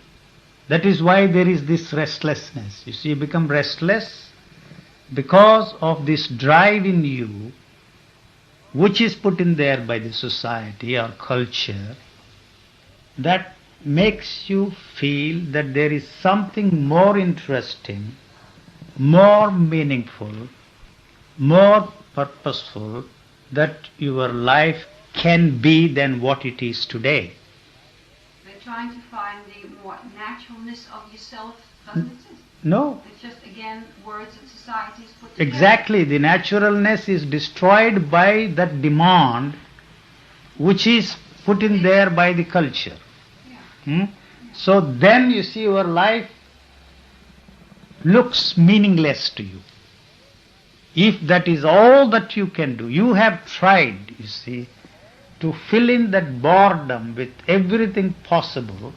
Now you have all these new gimmicks. You see, yoga, meditation, and all the psychological... Reading books, religious books. Alright, this is something, you see, new added on to the already existing things there. But you have not succeeded in freeing yourself from the boredom. See, that is the demand, you see. You are bored with your life, with your existence, because it is very repetitive. First of all, your physical needs are very well taken care of. You see, here, in this part of the world at least. So there is no need for you to spend any more energy to survive. See, that part is taken care of. So, when that is taken care of, the natural question that arises is a very simple question. Is that all that is there? Going to the office every morning, or just being a housewife, doing all the chores of the house, or sleeping, having sex, everything, you see. Is that all? See, it is that demand on your part that is being exploited by, you see, these holy men. So, you are not really dealing with anger at all. You see, where do you feel the anger? First of all, where do you feel all these so-called problems you want to be free from, the desires? The burning desire, the desire burns you, you know. Hunger burns you. So the solutions you have or the means of fulfilling them is very simple and makes it impossible for that, see, to burn itself out in your system. Where do you feel, you see? The fear, where do you feel? The fear you feel here at the pit of your stomach. It is part of the body. So the body cannot take those, you see, the high tides and low tides of this energy that is there in your body. So you are wanting to suppress it for some reason, for spiritual or for social reasons, is not going to succeed. Actually, you are not dealing with anger. Anger is energy. It's a tremendous outburst of energy. And by destroying that, through any means, you are destroying, you see, the very expression of life itself. So it becomes a problem only when you try to do something with that. You understand? So when once it is absorbed by the system, you will not do the things that you think you will do if the anger is left alone. So you are actually not dealing with the anger, but the frustration. You understand? Or to avoid such a situation which has resulted in clumsiness in your relationships or in your understanding of yourself, that should not appear again. So in the future you are interested in, but this time you have not succeeded, you see, in doing anything with the anger. So you want to be prepared to meet such situations as and when they arise in the future. So the instrument which you are using has been used by you so far, all these times. Every time there is an outburst of anger, you have used this, you have not succeeded in freeing yourself from the anger. So you don't have any extraordinary instrument. You won't come into possession of anything extraordinary other than this instrument which you have been using all these years. And at the same time, you hope that somehow this very thing will help you to be free from the anger tomorrow. It is the same hope. No. Yes, I know you seem to know something about consciousness. You please tell me, what exactly do you mean by consciousness? I don't know. I was going to ask you that question. Why are you asking me the question about consciousness? I'm not throwing a counter question at you. Yes, you have picked up that word somewhere, you see. Yeah. You have picked up that somewhere, and so they are talking of expanding consciousness. You see, But in the form of, well, trying to get to know oneself better, trying to find the naturalness, all right, that society talks about. the naturalness is something. The naturalness is something. Of the human being. Yes, the naturalness of yourself is something that you don't have to know. You just have to let that function in its own way. You understand? So your wanting to know that demands some know-how, see, which you want from somebody. You see, the functioning of the heart is a natural thing. The functioning of all the organs in your body are very natural. They are not for one moment asking themselves the question, how am I functioning? The whole living organism has this tremendous intelligence which makes it function in a very natural way. So you have certain ideas of what that should act. You understand? So you have separated, you see, what you call life from that.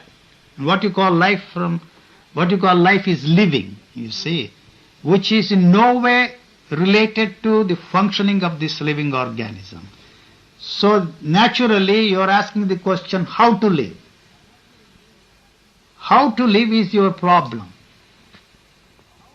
So you are looking for answers for how to live. You see, it is how to live that has really destroyed the natural way the whole thing is going on.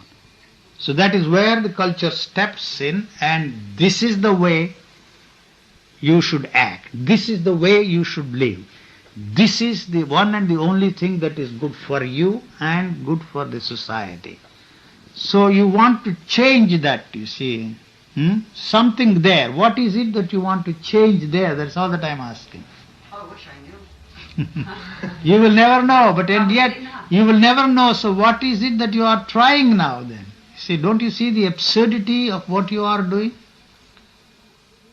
All this In is, a way, yes. all this search, you see, Yeah, in a way. is like, you see, you are trying to chase something that does not, using anger, you see, as a shield, which is making it impossible for you to physically protect yourself. That is essential.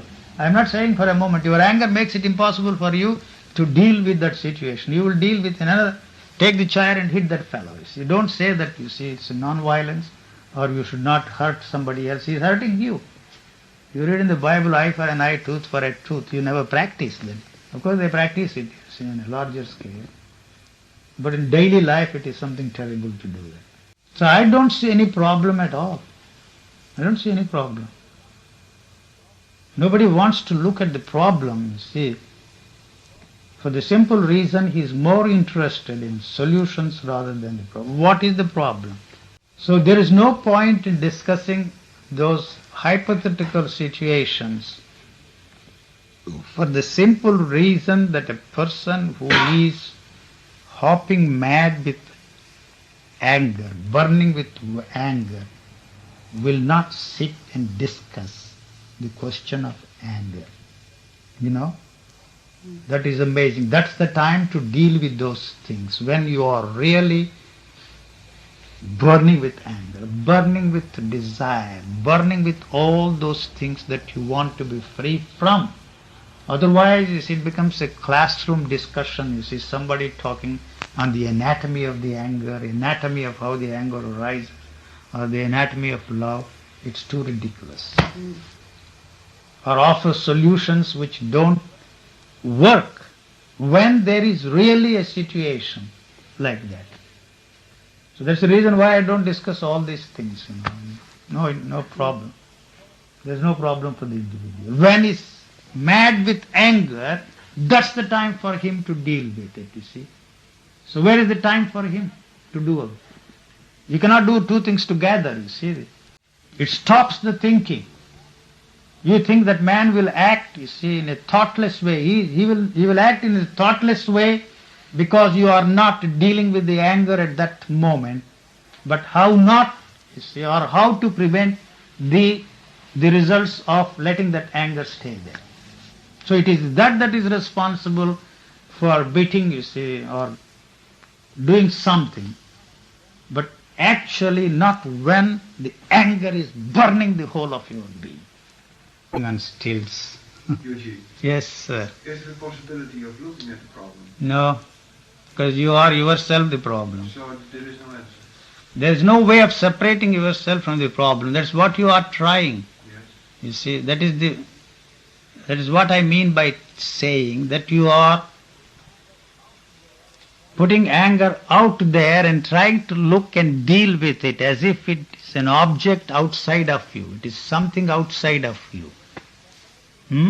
So when you separate yourself, the only action is what you fear would happen. That is inevitable. So you have no way of controlling that at all. You see, is there anything that you can do to prevent this separation from what you are?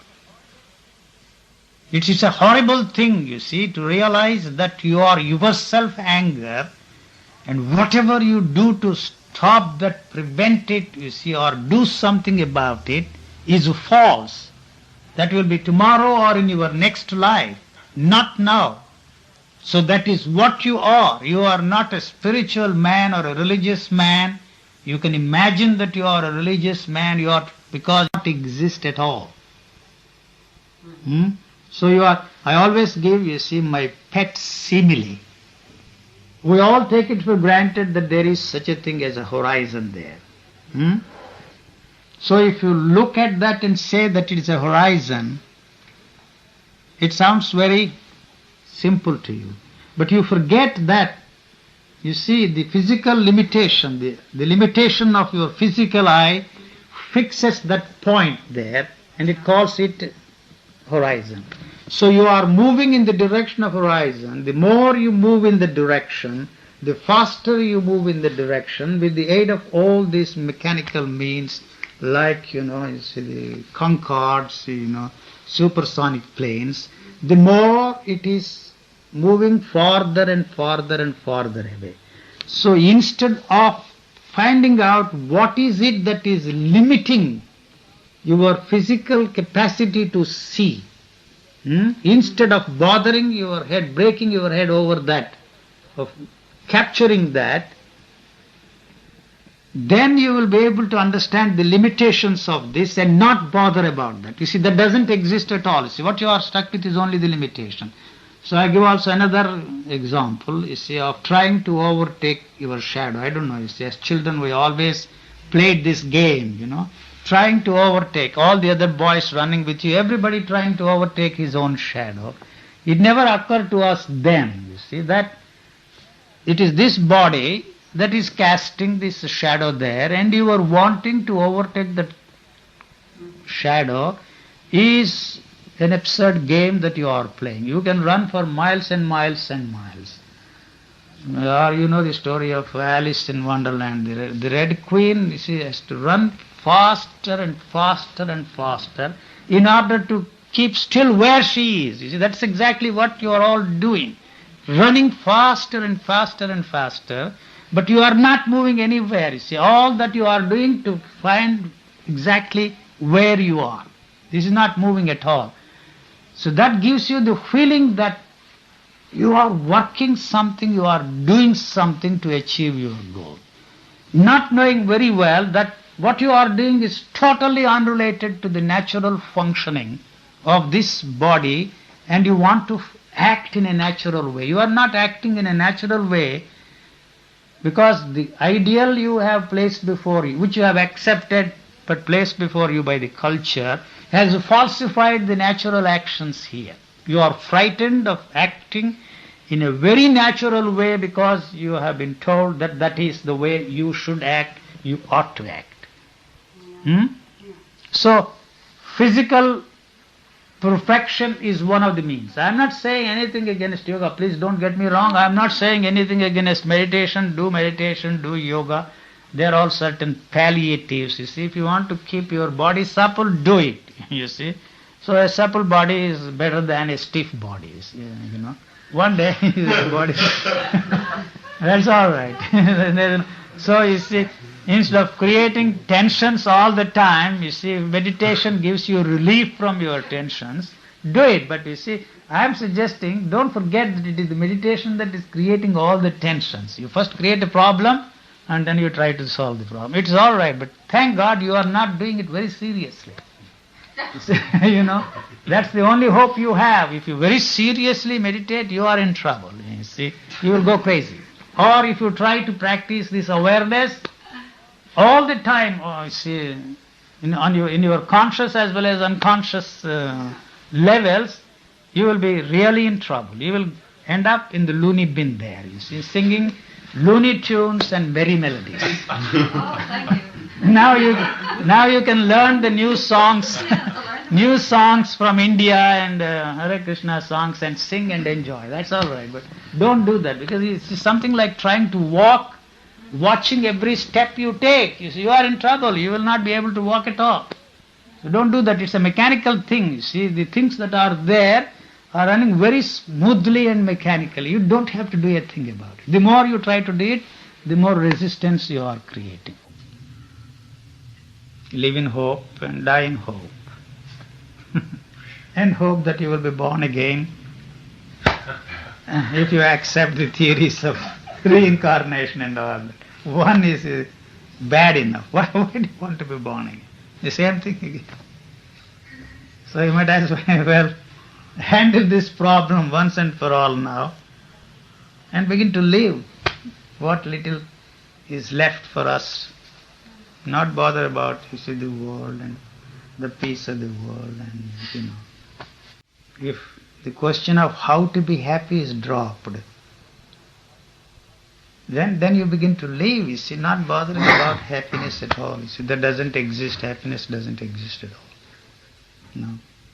The more you want it, the more you search for it, the more unhappy you remain. They go together, So what I'm trying to emphasize is that the goal must go. You leave it. You leave the goal. It has no meaning at all. The goal has no meaning. The goal which you have placed before you has no meaning at all because it has resulted only in struggle, pain and sorrow for you. You are using will. As I said a while ago, the will has certain limitations. You can't use it beyond a certain limit. So the use of your will and the use of your effort gives you a sort of additional energy to tackle these problems and to face these problems, but actually, it is limited in its scope. Yes. So the energy that you produce is only a frictional energy. The will creates a friction. Friction. Yes. And that friction gives you some sort of energy, but that energy cannot last long. And so you are back again in square one. I think you also realize that the whole Western Christian civilization is built upon the foundation. The foundation. Why? About why the goal. Why Western Evolution. civilization? It is. All civilizations, all cultures place before you a goal. Yes, but whether it is material goal or spiritual goal. So there are ways and means of achieving your material goals. But even in this respect, there is a lot of pain, there is a lot of suffering. And you have superimposed on that what is called a spiritual goal. And so your Christianity, for example, is built on the foundation of suffering as a means to reach your goal. I don't know if I make myself clear. So what you are left with is only the suffering, and you make a great big thing out of suffering, and yet you are not anywhere near the goal, whatever is the nature of your goal. Whereas in the material world, it is something tangible, So the instrument which you are using to achieve your material goal does produce certain results.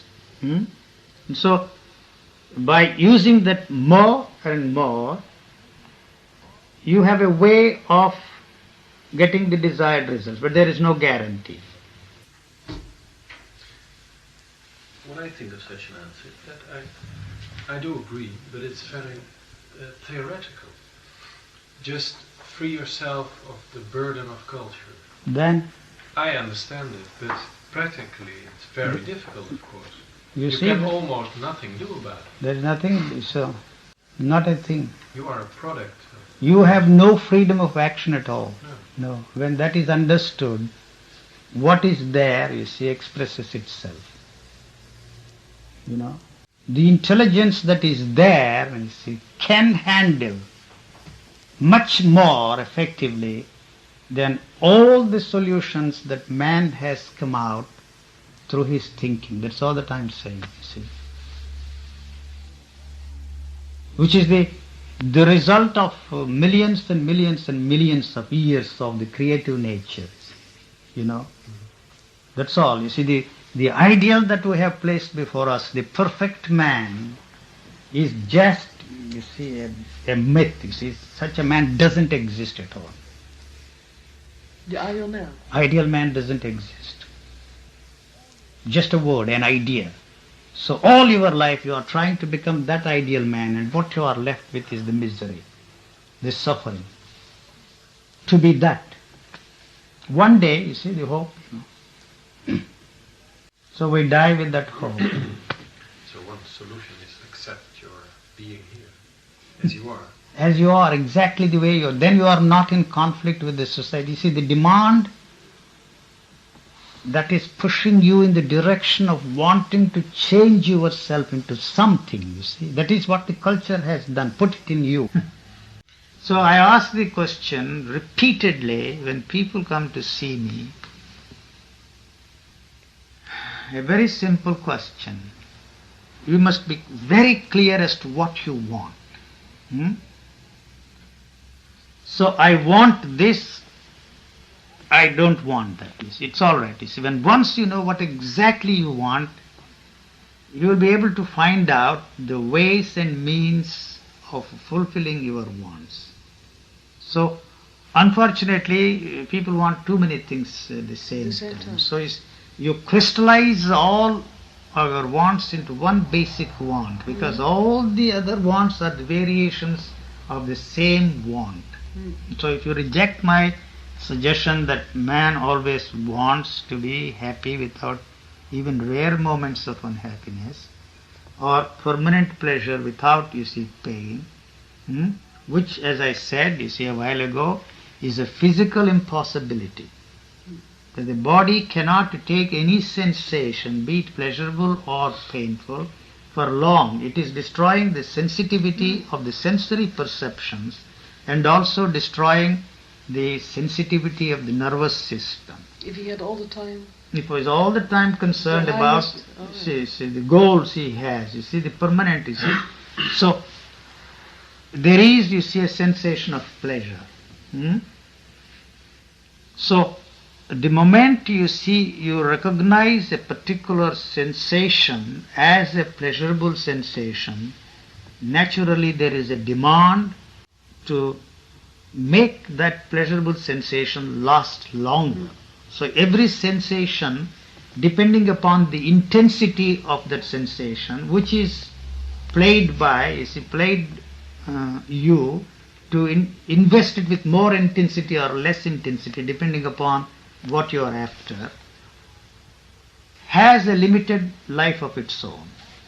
So the demand comes only when you separate yourself from that pleasurable sensation and begin to think as to how you can extend the limits of the pleasurable sensation or the moments of happiness. So your thinking has turned that particular demand on your part to make this particular sensation, pleasurable sensation, longer than what its natural duration of its life is, into a problem. See, not necessarily your problem, but it has turned that into a problem for this, the functioning of this body. So it has created a neurological problem.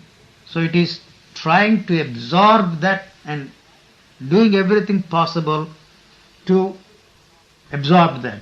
Whereas your thinking makes it impossible for this body to handle that in its own way, for the simple reason that you are trying to solve those problems within the field of your religious approaches or the psychological approaches. Actually, those problems are neurological problems, and if the body is left alone to handle them in its own way, it will do a better job than you are trying to solve them on the psychological or religious levels. So all the solutions that we have been offered, given, and the solutions which we have been practicing for centuries haven't done any good except to give us a little bit of comfort. See, a little bit of palliative, you see, as I said, to bear the pain with some kind of a satisfaction. So you see, but yet, see, you are not free from that pain at all.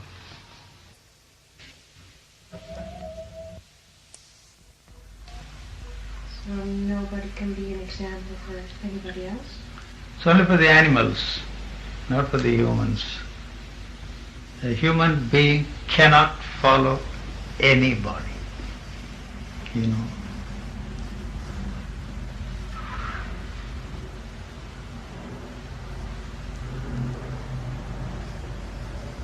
physically you have to depend, But that's all there is to it.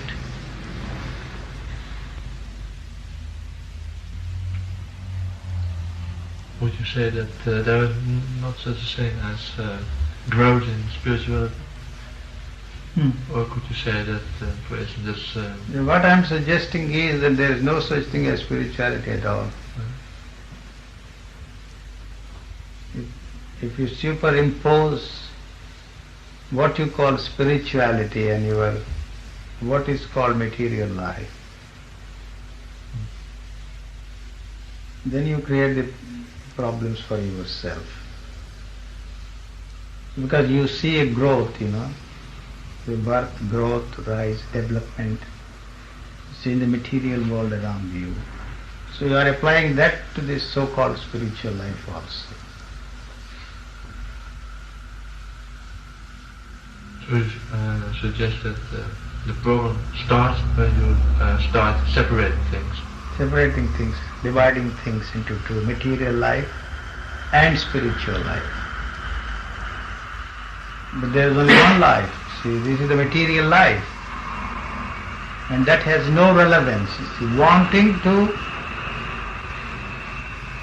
adjust your material life or to change your material life into that so-called religious pattern given to you, placed before you, by these religious people, is destroying the possibility of your living in harmony, in accepting the reality of this material world exactly the way it is. So it is that is responsible for the cause,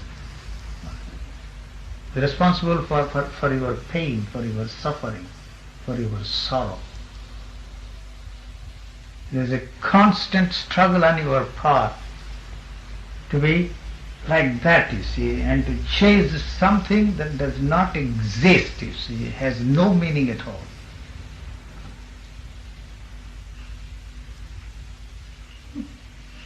So when this understanding dawns on it, then you will realize in the light of that understanding that any effort you use, any will you use to solve those problems either on psychological levels or within the framework of your religious thinking, the whole structure slows down. You see?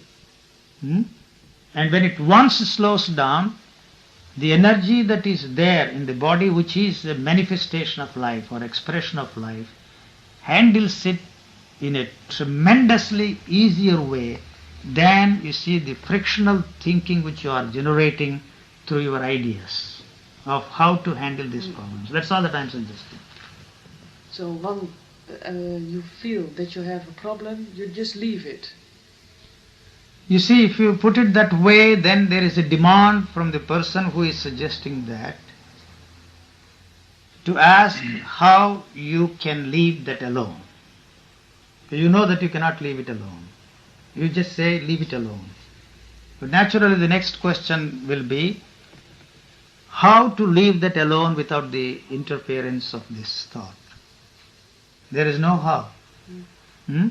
So if anybody suggests how, you are caught up in the same vicious circle. That is what all these therapists, we have in our midst today, and all those gurus we have in the marketplace who are suggesting umpteen number of techniques are creating this tremendous burden which does not in any way lighten the burden, but on the other hand it is adding more and more burden to this situation in which you find yourself today.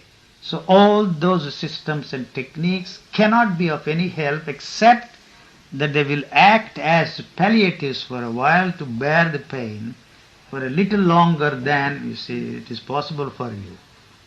And so that is why you are attracted to this, On the other hand, they are disturbing, the whole chemistry of the body instead of being of any help to you to solve the problems for good.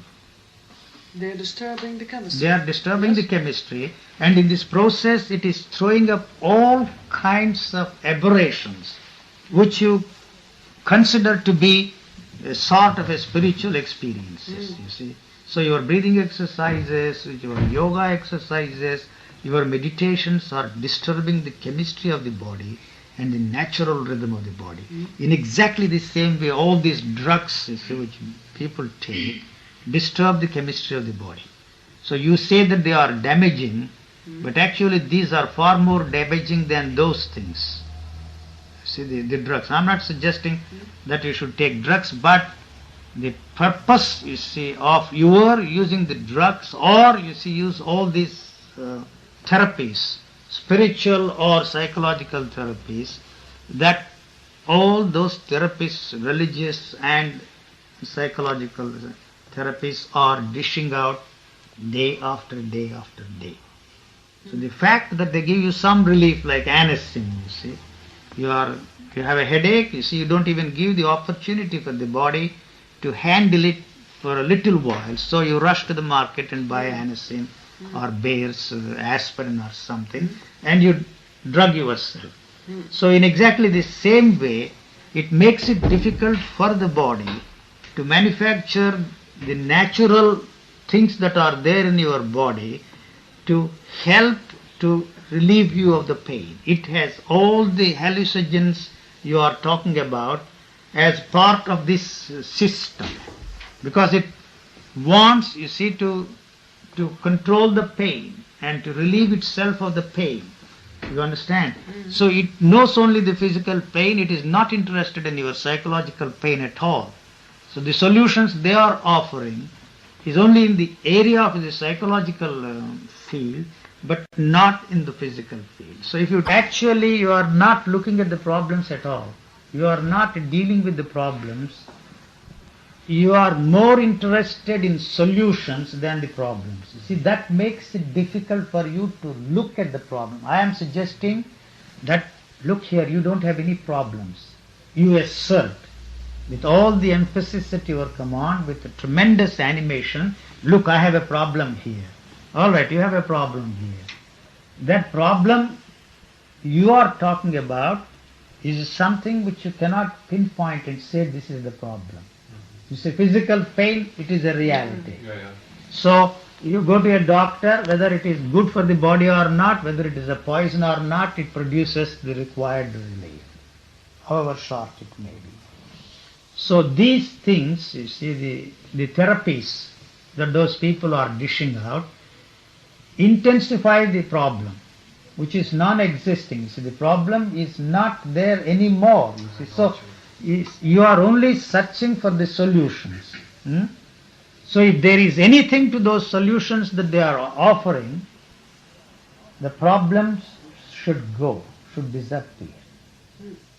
Actually, the problem is still there. So you never question the solutions that those people are offering you as a relief or as something that can free you from the problems. It keeps you going. So that makes it difficult for you to look at the problems.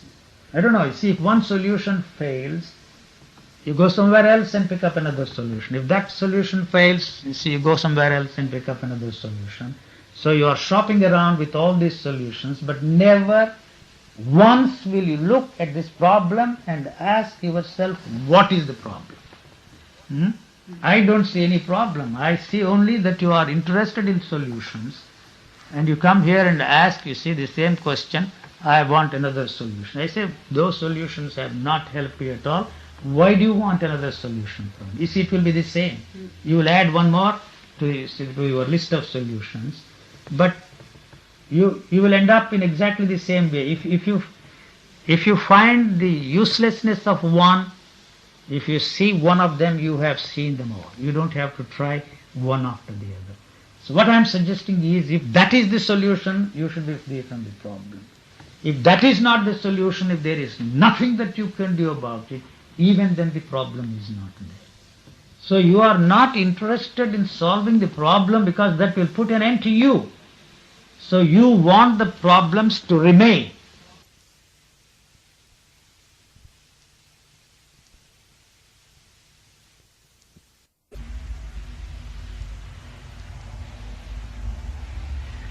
So you believe that, at least my own opinion, that problems solve themselves by going on with your own life. No, but what is the problem? Now, We never look at the problem. Perhaps it is not possible for you to look at the problem as long as you are interested in the solutions. But don't you want solutions? I think You are only interested in solutions, not in solving the problem. Ain't that the same thing then? In that process, you find out that those solutions are really worthless. So those solutions don't solve your problem, whatever is the problem. Those solutions keep the problems going. They don't solve them. There's something wrong with your tape recorder there or television, that can be remedied. You see, there is a technician who can help you, but this is an endless process going on and on and on and on all your life. More and more of something and less of the other. So you never question the solutions. If you really question the solutions, you will in that process questioning the persons who have offered you those solutions. So sentimentality comes in the way of your rejecting not only the solutions but those persons who have offered you the solutions. That requires a tremendous courage on your part. You can have the courage to climb a mountain, swim the lakes, and go on a rafter to the other side of the Atlantic or even Pacific. That any fool can do, you see. But the courage, you see, to be on your own, to stand on your two solid feet, is something which cannot be given by somebody.